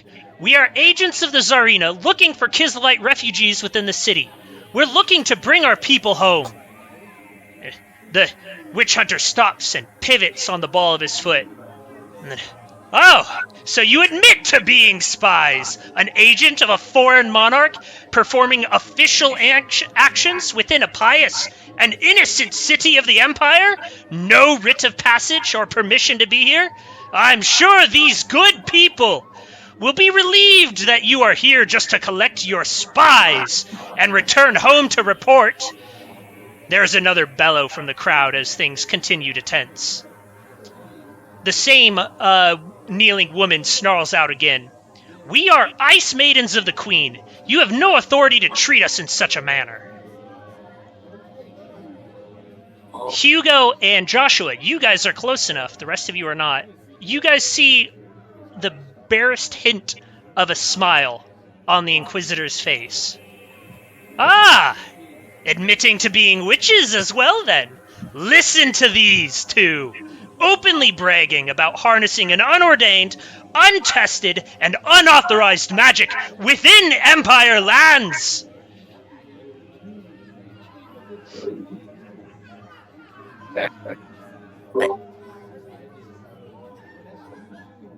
Does my character know what an ice witch is?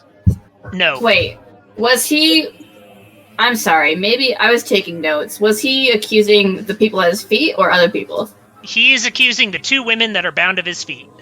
Okay, just making sure because there's some other sus-looking people in our party and I was getting real sweaty. That's all. I'm just making sure I was not thinking two different women. Don't let him get too close. Yeah. That's, yeah. Rosie would like to Telkar, stand Mariana, behind Humanito. and Nova. Roll a perception. Oh boy.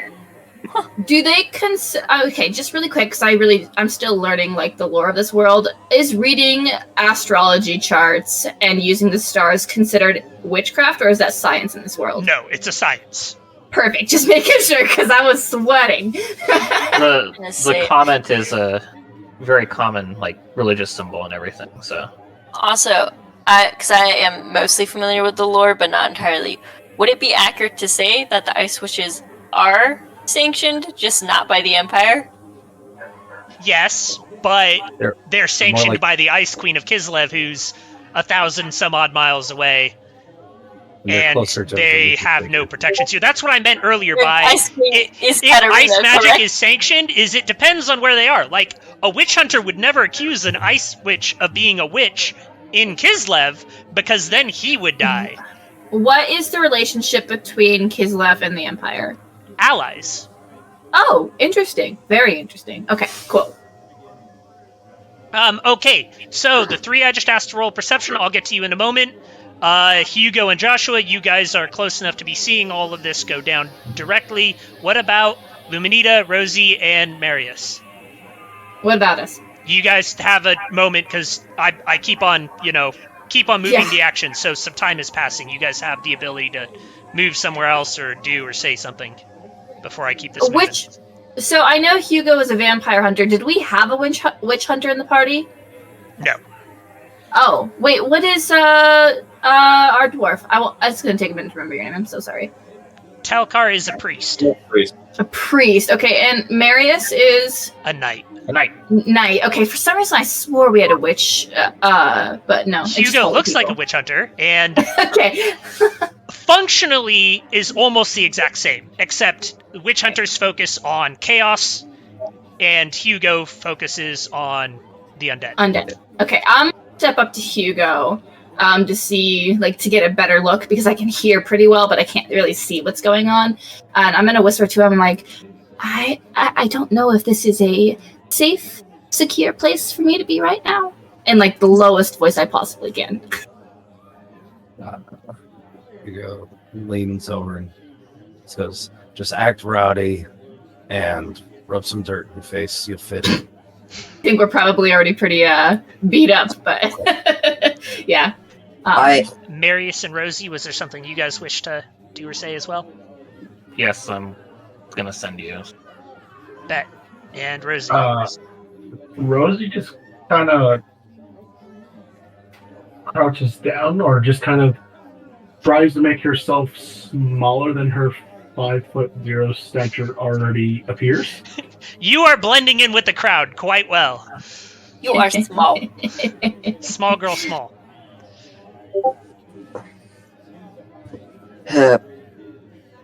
I lean over to Hugo real quickly and ask, I'm not sure about this, but would it be okay to try and do something about the current situation? I feel unless you want to draw his ire, we do not have many options in this.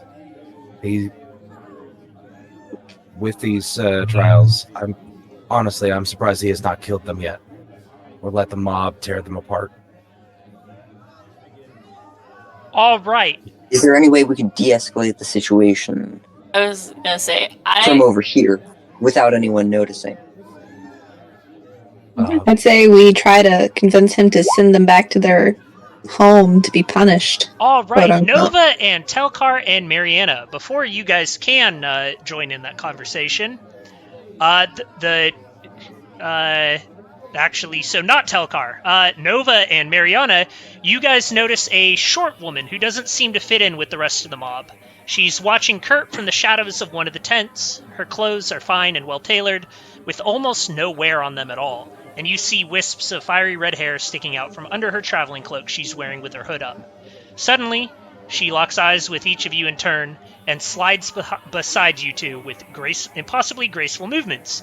Telkar, you almost startle yourself into action as all of a sudden there is a aforementioned described woman standing immediately right next to you and Nova. The woman speaks quickly, her voice smooth and lyrical, with a hint of an accent that you can't quite place. A shame, isn't it? The darkness and fear gripping the hearts of men. I'm looking for someone, and you two may look like you may have seen him. He likes to hide in the cloths of a leper, maybe carrying a glass dagger or smells of the singe of fire. Yeah, we saw a guy like that. He kind of just disappeared, though. I'm not really sure where he went. You see her face sharpen a bit as her interest is piqued. Do you know where he disappeared? When? Oh, like, I don't know. 10 minutes ago, we kind of went through this, like, whole battle thing, and we, like, walked inside, and then, poof, gone. Grias Of course, tits. I'm not there. Thank you, though. And suddenly, for everybody, one of the ice witches suddenly jumps up, free of her bonds, ice gathering in both of her fists as she snarls. Before any of you can react, the second witch lets out a cry for her friend to halt. And one of the witch hunter's arms appears to instantly snap straight, the crack of gunpowder detonating and a smoking pistol appearing in his hand.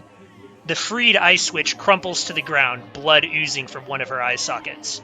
The second witch cries and doubles forward, pressing her head to the earth, tears falling over her fallen friend.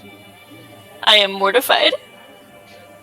May I? The witch hunter slowly raises the pistol and strikes a pose that you can tell is obviously meant to impress. He goes, "The true colors of the spies, betraying and trying to attack you good people." The mob seems to be getting even angrier as the second witch continues to cry into the earth. Oh, and I'm gonna, at this point, I'm taking what the lady said next to me as a sign. She said the dark hearts of men. I think that the witch hunter is in the wrong. I think that this is a sign from Sigmar. I am going to yell, "Halt! The Kislevites are friends of the Empire. Do not do this." Upon yelling halt, quite a bit of the noise and hubbub of the square stops. And almost as though it were planned, a small corridor of the press of bodies opens between you and the witch hunter is locking eyes with you. Rosie would like to slowly move towards whoever the hooded creature person on Earth is. The hooded one is the one in the back there. No, the Alex. Oh, you mean, oh yeah, no, go hide behind the knight. That's a great idea. Rosie, you can do that. Perfect. All right. Anybody else while there is sudden silence in the courtyard? With Mishka at my side, I'd like to see if I can get to the witch that is still alive. Also, can I tell if she's actually, like, sanctioned or not? Or whatever it's called? No. I cannot tell. Okay, because that does technically make a difference. Either way, she is Kislevite. We're gonna try to make our way over to her. All right, you are kind of stopped by the glares of the crowd and the witch hunter right at the edge of the square. You have a feeling that pushing into the square proper might escalate things a little bit more than you mean to at the moment. Well, I'm coming into the square. And I get it yes, you are, yeah. The witch hunter waits until you approach him, and then before you can speak, who are you to give command to me? We should kill him. Alright. I'm going to say, my name is Telkar. I am a priest of Sigmar. And in that capacity, I serve the Empire. The Kislevites are our friends. I do not think that these women mean you any harm, and I do not think that they are here for evil. What proof do you have for this? I have no proof, but that Sigmar spoke to me. Ah, okay. So your god whispered to you. What have you to say then that my god told me to come here to hunt down spies and heretics and worse? Kislev may be friend to the Empire, but these witches, this witch, is a spy, and not friendly to our means. What proof does this pompous asshole have? A spy for who? He's famous. That's it. He's an influencer. Oh, now I hate him. If this starts to go south, Yeah, I'm put gonna it like try that. to create a diversion, by the way. Do I know what this guy's name is? Yes, the people who succeeded their roles earlier shared it with you. Yeah. I'm sorry, what is his name one more time? Kurt Vaneblade. Kurt Cobain Blade? Yep, that's it. That's the one. The one and only. Oh no. He doesn't carry a blunderbuss, thankfully. Oh, Carry 11 barrels. too soon. Alright. Well, I say to him, there is evil aplenty in places such as this. I do not think that your god was wrong to send you here. I think you have simply got the wrong person. He said you're He bad at your scoffs, job. and I think you have the wrong god, dwarf. How can you say that I have the wrong god, like God of Sigmar? Hello? You're here. Do you know who Sigmar... I forgive you for being unfamiliar with human culture and history, but do you know who Sigmar worshipped when he was still a mortal man? Do you know who is worshipped in these woods, in these lands? Ulrich, the god of war and winter and wolves.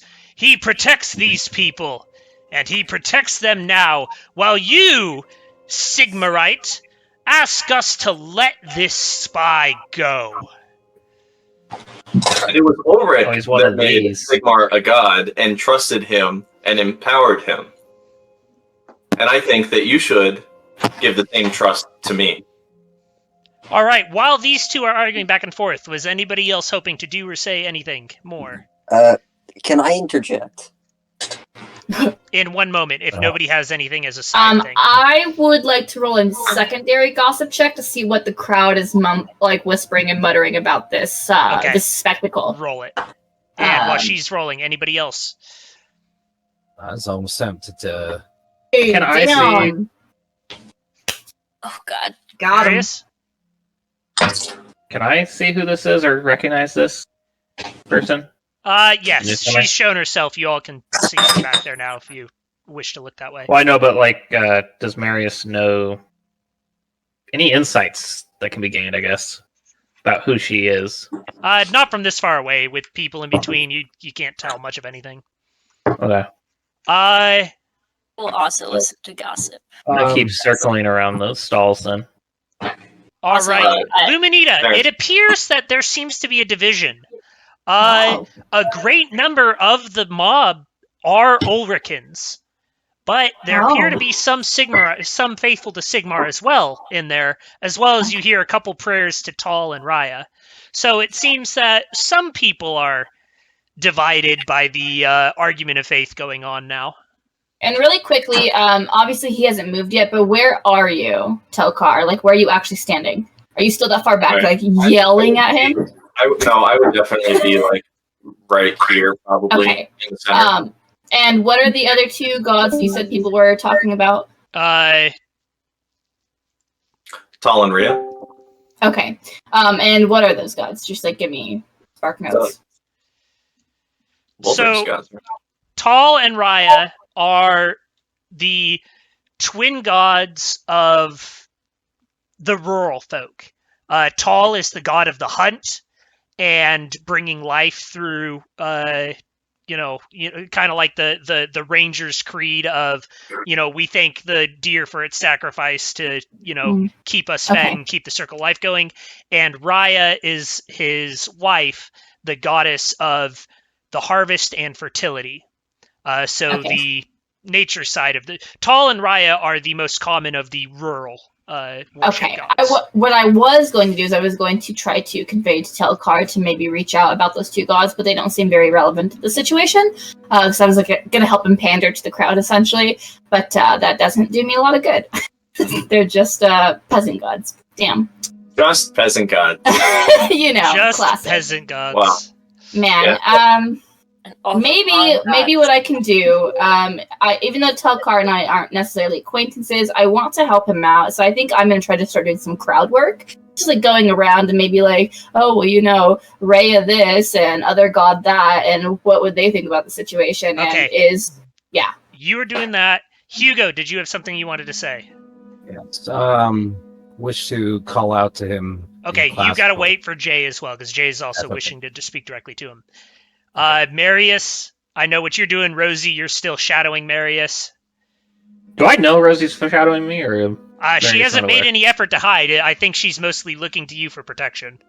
Okay, She's so using that's shield. like not a problem. I Obviously, just, War Killer, you can correct me if I'm incorrect with that statement. No, you're good. He's a big, tall person. And I'm very tiny and trying to be tinier. Hiding I just behind the wanted big, to- strong knight. so Mary. Okay, I just want to make sure Marius does know, so I don't. Okay, Go on. Mariana, was there something you wish to do or say? Guess not. Can't really do anything. Nobody here trusts me.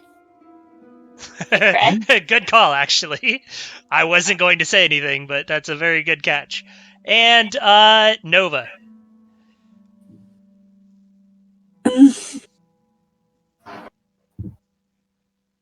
So I'm just gonna hang out in the outer rim and stand by in case I need to like create a diversion for a Make the split castle second run. escape. Yeah. All right. And then back to Joshua. You wanted to interject before Hugo asked. Ulrich is a god of ice, you say. Winter. Are these not witches of ice? Could it be perhaps that Ulrich called you here not to kill his enemies, but to seek out his chosen? And could it be that you're standing in the blood of his chosen? wow, that These was witches do not even worship our pantheon of gods. They are not Ulrich's chosen. Then what gives them dominion over winter exactly? Their own pagan magics from their own country. Not our country! The crowd starts riling up a little bit more again. Hugo, you wish to say something again? Or this time? Now? Your turn? Hugo and I just kind of like sidestep. Yeah. With what? Oh, fuck.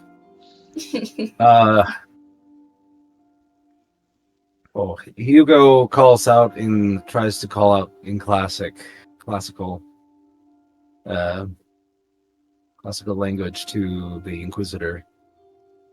And he says, now with our enemies at the gates, do we want to... Is this the time for trials? We should be driving these... The witch hunter responds at first in classical. Now is the perfect time for a trial. We must remind our people that we are strong and that they have nothing to fear. And then he switches back to common, or Reichspiel. Nothing to fear at all from our enemies, for we have caught them. And just because we have one enemy outside the gate doesn't mean we shouldn't be worried about the ones in our friends' homes with them. And he gestures out to the crowd again, who starts getting more pumped up. Can I have a moment? Yes. Okay.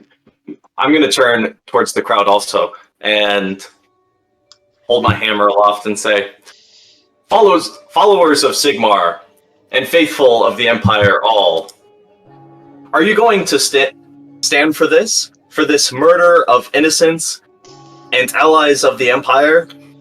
Ask yourself, what would you do? There is suddenly a cry from outside the square, and a man on a horse gallops in, rides through the square, and gallops out. While he is riding through the square, he's shouting out to everybody, "The bridge has fallen! They're trying to come over the walls! The bridge has fallen! They're trying to come over the walls!" As he continues crying it out as he rides into the distance. There is a murmur of surprise and fear rumbling through the crowd as a whole now. And Kurt turns and looks down at the remaining witch with an exaggerated look of sadness. It seems you have earned your reprieve today, witch. You shall have the honor of joining me in the defense of this holy city, and we shall see if your corrupted magics can be used in the defense of the Empire rather than against it. Do so, your pardon shall be earned, and you may be sent home. His voice raises louder to make sure he captures everybody's attention. Join me, comrades, in the defense of our glorious city. To the walls! And with that, the crowd echoes a loud cry, and you see many of the crowd start to begin filtering out of the square. Our witches are bad until you need us, bastards. However, you guys also notice that as the crowds are beginning to thin, as some people are scattering back to their homes, and others are mobbing up to go help the defense of the city, several people detach themselves from the crowd and begin moving towards Kurt. Several people carrying weapons and looking rather tough and grizzled, like veterans, as though they were hired muscle placed into the crowd to control it and help rile it up in the direction that Kurt wanted it riled. Lazy man. Nova, the hooded woman beside you see her just kind of shake her head and grimace at the obvious deception and manipulation that Kurt had, and then before you can say anything further, she just kind of like disappears into the flow of the crowd from beside you, and you can't see where she went. Leaving you guys alone, not alone, but in a much thinned out square with Kurt and several of his accomplices and the remaining Ice Witch, which is currently being helped to her feet by Kurt's minions. Man. I'm gonna turn to Hugo since he's still next to me, and I'm going to still, like, not a whisper, but like a hushed voice, because there's enough going on. I think the crowd will drown it outside. It is an unfortunate, awful circumstance, but you see, I must impress that vile man. You must. Cannot explain it now, but I will need your aid in doing so. As you wish. But let's avoid violence. Clutches his side where he has a wound. Pretty sure we're going to have to be violent to take down the Beastman at the bridge. Like that's what I'm aiming at. I need to do an impressive showing there. Now the crowd is thinned out, I assume a little bit. Marius is going to start moving forward to be closer to this. All right. Halberd in hand, but just like kind of over Not the being shoulder. brandished. Yeah. But ready. And with that exchange, I will step up to Telkar. Like, I don't quite want to get associated with him, but close enough that he knows that we're nearby. And I just like give him like that subtle nod. Yeah. Yeah. A subtle bit of encouragement and Yeah. support. Yeah, just enough to know that it's like, we're still here, but like, please don't talk to me. Is the crowd then enough that I can continue forward with the rest of my party? Yes. Even with Mishka? Yeah, no, people tend to give Mishka a wide berth for some reason. She must stink. Well, for my part, Mariana gives her baths, right? Yeah. She does bite though, so Oh. there's that. I don't really have anything else to say in this situation, I think, except, All right, so who's approaching Kurt first then? Are we approaching Kurt or are we going to the walls? Yeah, is he like walking out, or is he like? He's letting the crowds go ahead of him. He is standing back for the time being, overseeing his men. Because he's a pussy and can't fight himself. I will be approaching Kurt, though that may be bad. Do it. You won't. All right. He looks you up and down, and then looks at the bear and looks back at you. Goes, Madame, what can I do for you? Madam. Stupid language. I'm here to check on my fellow Kislevites.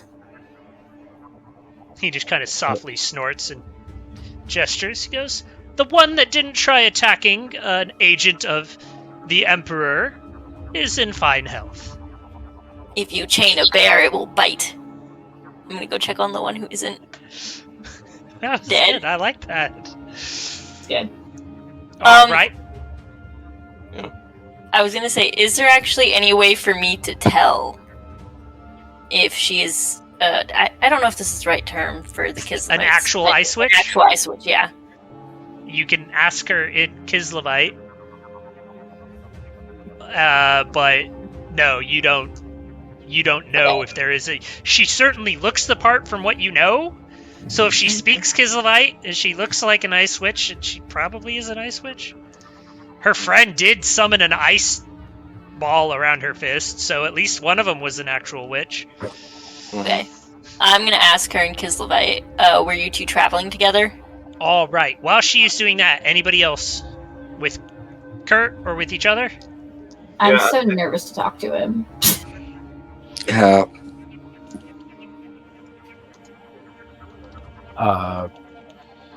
guess Hugo walks up and just continues in classical for the. Well, actually, no. Now that the crowd is mostly dispersed, he goes.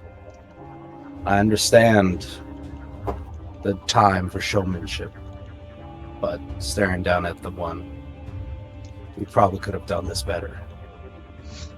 Well, hearing that, because Marius is kind of interested in what Hugo knows, kind of goes in and says, "Careful, priest. These people are barbarians, clearly." Kurt just kind of sniggers and goes, the way fortune favored us with the Beastman attack breaking into the city as it did, both of them would have been alive right now if they hadn't deigned to attack me. I do want to come up to the alive witch and help her to her feet, at least. And I'd like to cast also a Blessing of Courage to her, because I assume that this was like a really terrifying experience. True.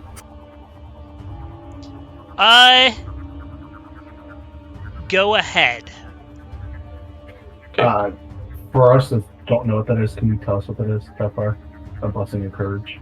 A blessing of courage is just it's a basic, very petty miracle that attempts to take a frightened or terrified character and allow them to regain their composure and act like normal. Cool. Okay, thank you. Mm-hmm. How are the two of you? So I have one magic, and I don't think I have channeling. I don't have an ingredient.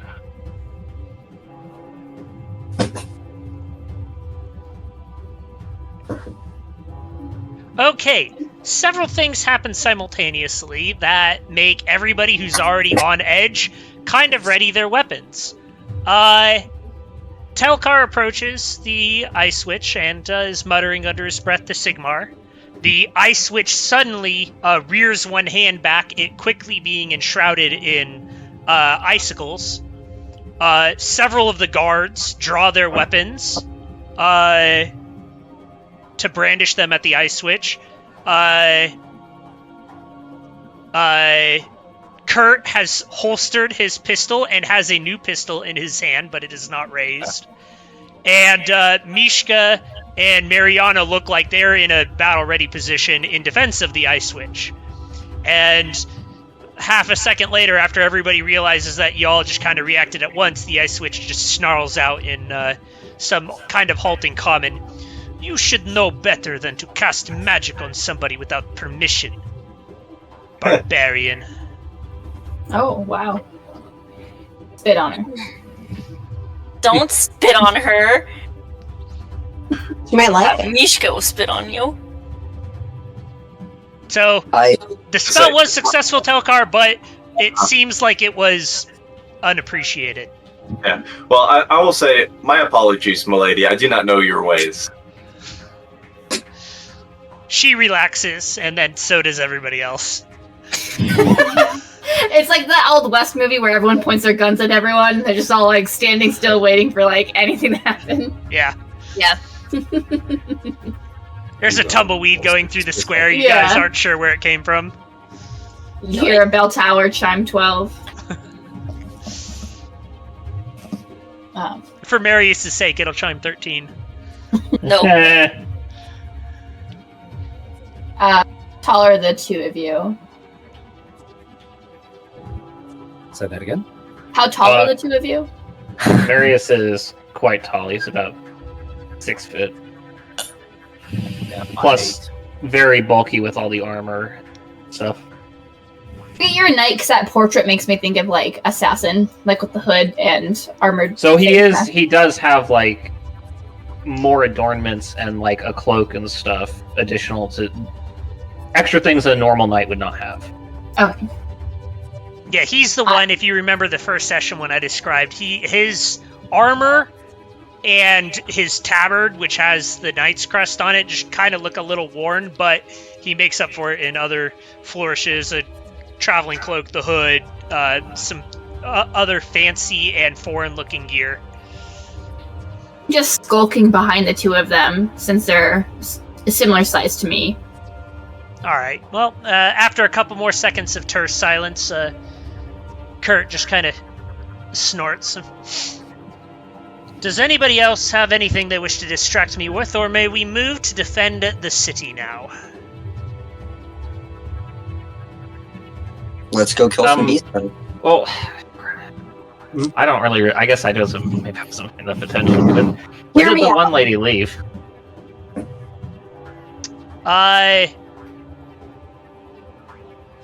Nova would be able to tell you, actually. Because I guess I never quite understood who she was, but that's fine. I don't think we were supposed to. Yeah. Okay. Oh yeah, she kind of just wandered off. I don't know. Nova's following the butterfly that Rosie found, apparently. Oh yeah, things happened. I don't know. Did the ice witch ever respond to me? Yeah, I sent you a whisper directly at you if you look at the chat log. I really don't. You were speaking in a foreign language. It wasn't for everybody else to hear. Yes, we should focus on the battle at hand.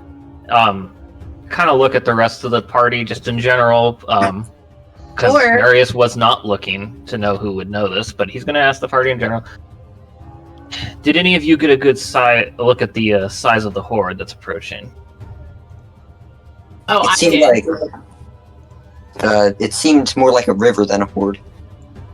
But I do not have the numerate skill because I bashed it pretty hard. So I cannot tell you the exact number. Oh, weird. If only somebody had the supernumerate skill. Wild. I just thought it'd be super useless, but I've been proven wrong. It is a good thing we know how to swim. I guess I don't know. I don't know about those of you, but I intend to survive this and not throw my life away foolishly. I say In we just kill defense Kurt. of an imperial city. That depends on how you view foolish. The lack of my continued existence would be foolish. Yikes. That depends. With the way the future looks, the lack of your continued existence might not be so foolish. All right, I have thrown up the city map. You guys see the orange glow of fire from every direction in which there are little red squiggly marks. Oh dear. Oh boy. The city seems to be well and truly under siege. Does anybody have any skills or talents they think might give them an insight or knowledge of beastmen? Some academic knowledge about chaos, or even some common knowledge about chaos, or knowledge about beastmen or the Actually- wilds? Being a scholar the way that I am, I have quite a few things. I might have extra information on beastmen, like that I've read from tomes.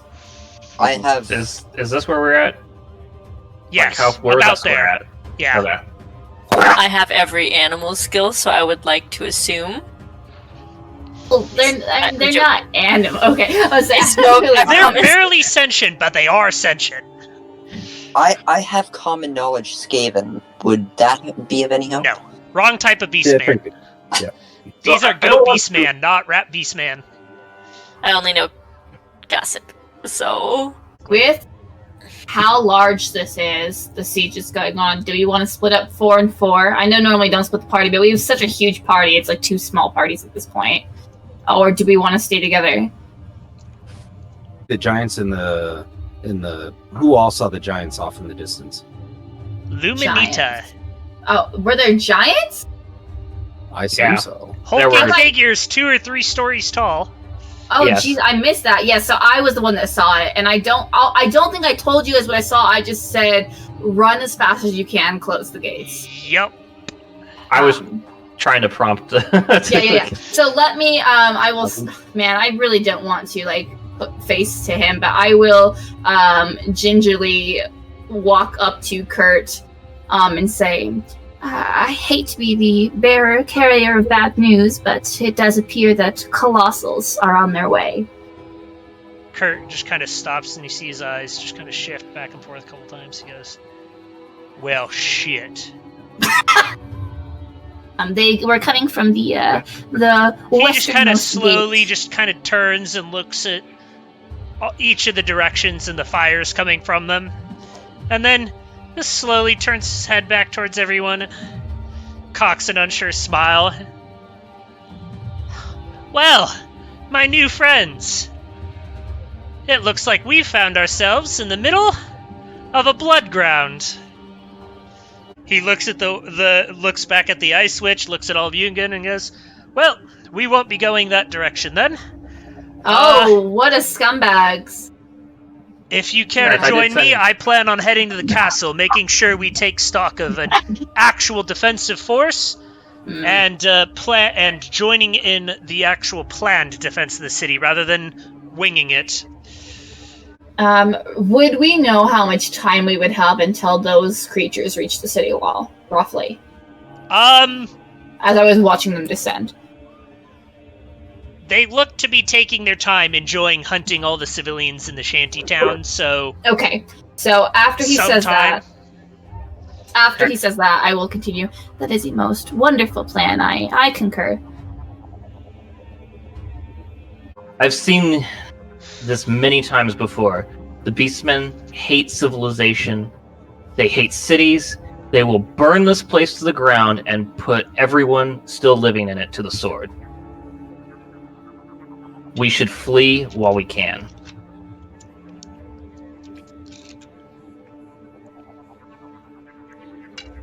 I cannot abandon my Kisleite sister.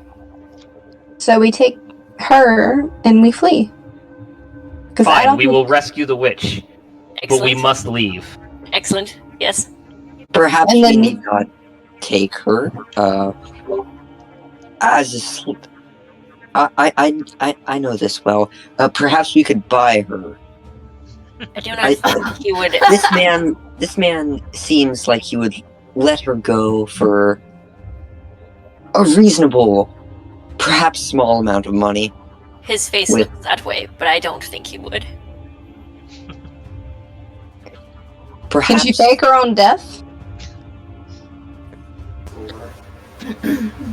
I mean, we could try paying him off, but Do we even have that kind of money to buy a person? that's a great question. That's a lot of money. I have a gold coin. She wouldn't be worth much in his eyes. No, Trinket has a gold coin.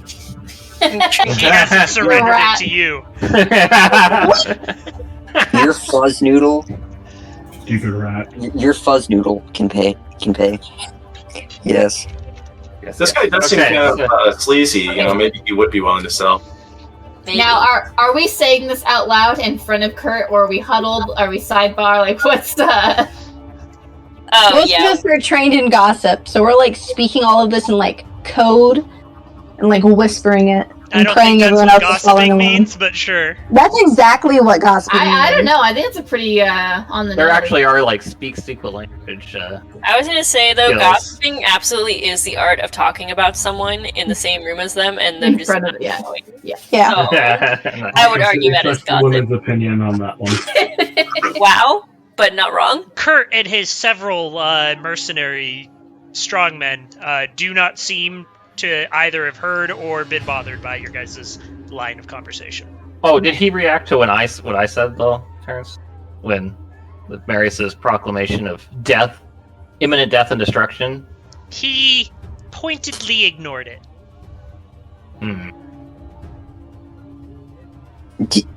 Would you guys be alright with me walking up to this guy and asking him if I can buy this woman?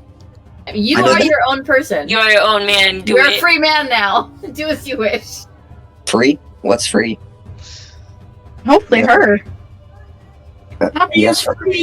Wait, okay, so we went from let's go to the castle and make plans to let's flee the fucking city. Yes. Yes. Pretty much. I have to admit that I would much rather fight the Beastmen.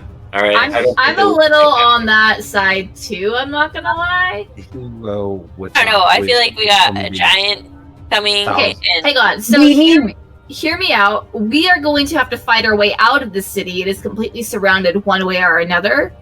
Why don't we fight to save it and then get the accolades for it after? Because we will have to fight like hordes of these guys to get out of the city. And how do you propose to break an entire army? That's what I'm saying.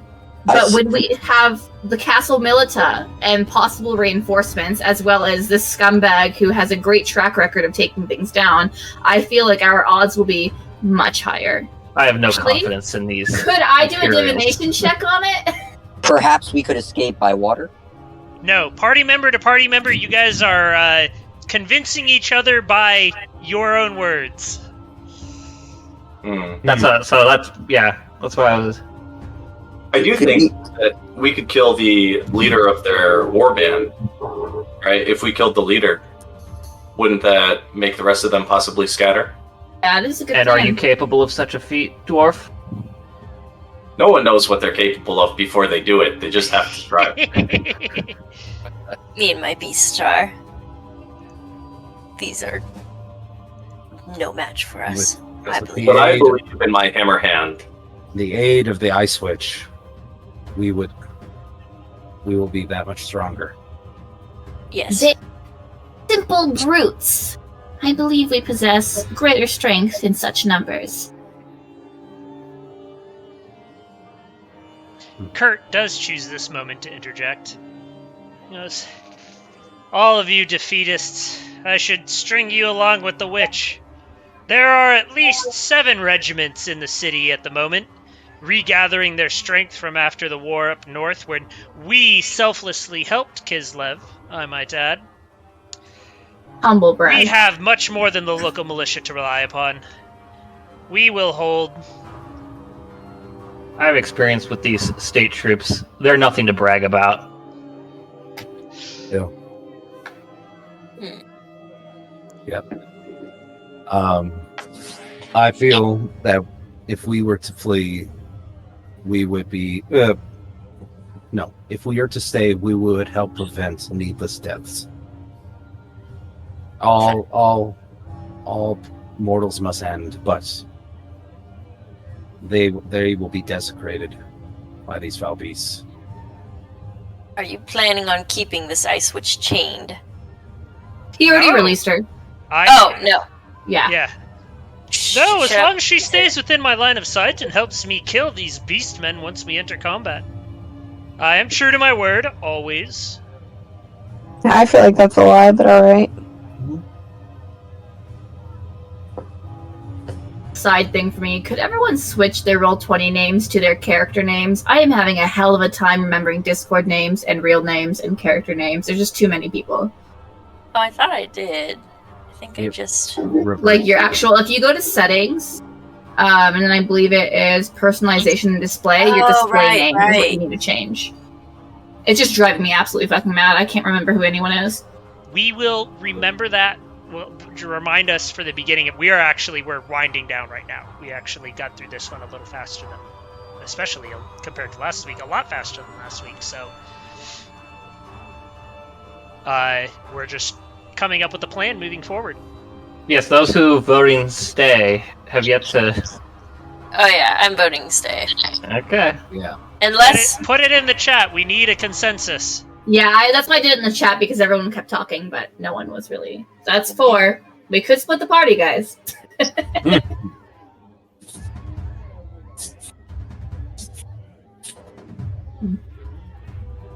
Well, there's at You least. believe? Nova's a coward. Let's be honest. Stay with Ice Witch. Leave with Ice Witch. Come on. So missing 1 because I know Marius. which way Marius is gonna vote. Not necessarily. Marius is still very much unconvinced that we can defeat them. We're missing But- Rosie. Rosie, right? Yeah. Oh, yeah. Yeah, that's correct. Rosie's like, I hate you all. I'm going You to... sicken me have- with your existence. I'm going to keep an eye on Kurt, but I'm going to ask Tasha if she thinks that we'd be able to escape. She goes, escape? For what purpose? That is a In completely Kislevite. wrong accent, but I I'm was rolling just with it. gonna say. Wow. So that's 3 leaves? Or I guess we haven't heard from Marius yet. Yeah, Marius' final decision. As he is thinking it through, Tasha's gonna go, there is no gain to be running now. Not if I wish to leave with my sister's body and take her home. We will take her home then, yes. I guess I will stay with her. Marius is going to look at some of the people he is surprised a little bit that they're... I think the death, looking at the priest of Moor and Luminita, and just... You would throw your lives away for these people. I would throw my life away for the betterment of humanity, if it means a better world.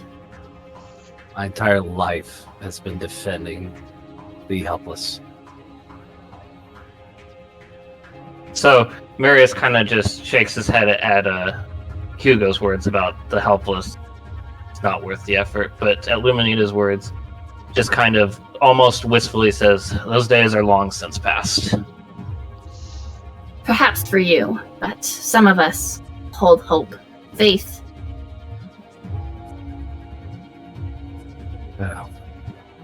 More. And okay, so sorry, Hugo, but with Luminita's words, this is true. I've long fought for the betterment of my people. Fine, you have convinced me. Well, I don't want I'll to leave stand alone. Kate's like, I can get a boat, I can get some rations, flee out No. panic. Well, I don't want to leave alone, so there's no hope. It is the, right. I was gonna thing say, to do. if at least 3 were voting leave, I would be okay running a split party. But with the 2 versus 6, it looks like the safe thing to do From the is castle. to remain and fight. It's not the safe thing to do. Okay, it's the easy thing to do. Safer in numbers. Is it the easy thing to do? I don't It's think the it is. easy thing to not run. I mean, The easier idea for the of running DM. through the woods outside the city I was gonna say. alone when these creatures of the woods are out there hunting, it seems like it actually might be safer to stay inside the giant stone walls. Easy. It's like, that's what I've been saying. Well, if enough of you were together, you could... Yeah. But...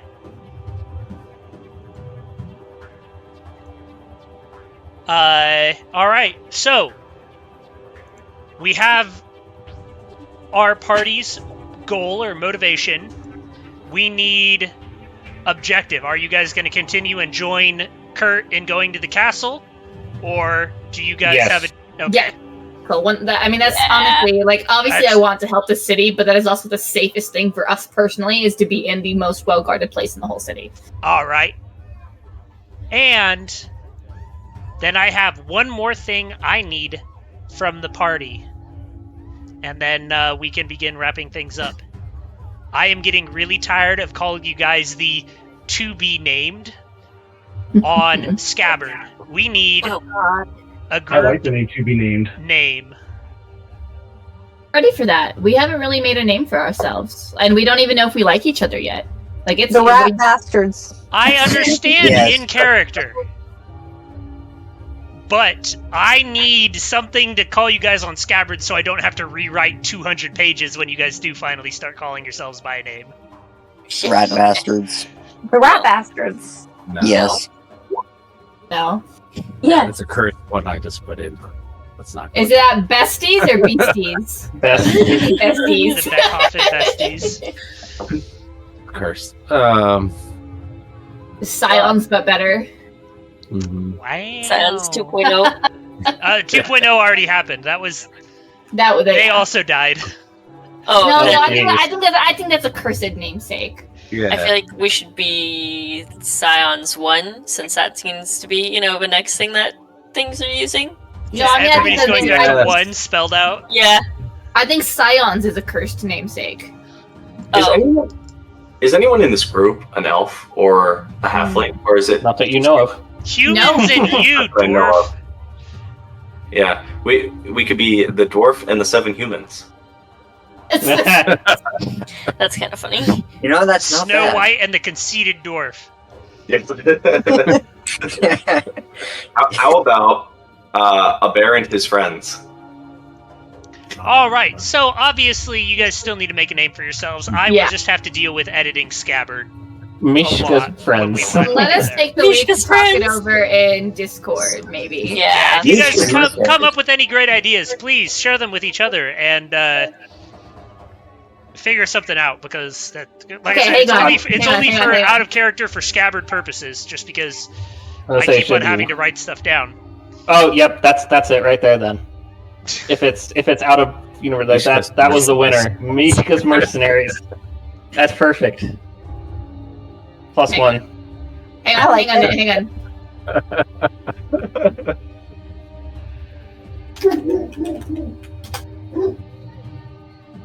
It's Oh, humans. some random dwarf. And a dwarf. Or, a very confused dwarf. For Terrence's typing purposes, Mishka's Mercenaries might be a little better. Mishka's mercenaries and a rodent. What? No. No, poor trinket. You have the wallaby. Mishka and the rats. Now Mishka's the only non-rat. Everybody else is a rat. Mishka's very flattered You've got by the that. night rat, the astrologer rat, the little girl rat. And Mishka. Parents, the rat bastards. All right. So, thank you all for coming out. This was session 2 of The End Times. You guys have discovered just what dire straits you all are in, and I'm excited to see what some more intense combat next week, possibly, is going to start looking like for this party. Everybody... I really have a bad feeling about this. Everybody really did. Everybody, at least a little bit, was actually there acting, trying to get some actual roleplay time in. Nobody was hiding away from the spotlight. Everybody was doing some pretty good stuff. You know what? Fuck it. I'm just gonna give everybody a flat 125 experience again. You're so nice. Yes. Very generous. Press Overlord. Thank you. Not Sigmar side chicks. Oh, God. What was it? I'm just a fan of alliteration, that's all. I'm surprised Hugo's all fine with this up and happy Sigmar talk. He should be talking about death, the end of all. I know. All of I you know. people Just being worshipping a doom and god gloom. that isn't going to protect your mortal soul after life. Shame. Mhm. Well, Hugo understands that life is meant to be lived, but when the end comes, That's what I'm saying. Where's the doom and gloom from I gotta- Hugo? I have to do more research into my own religion, my character's religion, because I actually don't know much about it.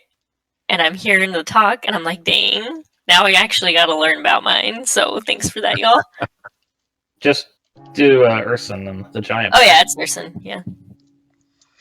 That's what I've been playing so far. Actually, Terrence, are you incorporating by any chance the death of Urson into this, or is that No. No! That is not part of the end times. However, other parts of of Total Warhammer will make their way in. Like I did hint during the opening segment before session 1, Kastaltin is up to some shenanigans in Kislev because I just love that story so much. I did hear that part, yes. So certain parts of Total War will make their way in, mostly as Easter eggs for you, and I'd say Noah, but I think he's only got 10 hours in the game, so he wouldn't get it. oh, hurtful. I feel like I have 100 hours into Warhammer, and I fought 3 battles. But it's confident we can defeat the Beastmen Horde. Yeah, especially after me name-dropping Bloodground for you. Okay. Ooh, I like that suggestion. That's kind of fun. So, Much fun. just out of Edgy, curiosity, It's like, But I like it. I mean, this whole world is edgy, so Exactly, yeah. to be the edgiest edge. everyone is aware of what end times are, right? Or Mhm. no? They should. I've Yeah. told you guys enough that this is Okay. that very easily could be a not happy ending for everybody. I'm really worried we're coming up on it very quickly with this stand, but Luminita did convince Marius. There were some key All right. Well, keywords. you all have your experience. You all came and gave a great showing. I appreciate you guys for enjoying the game.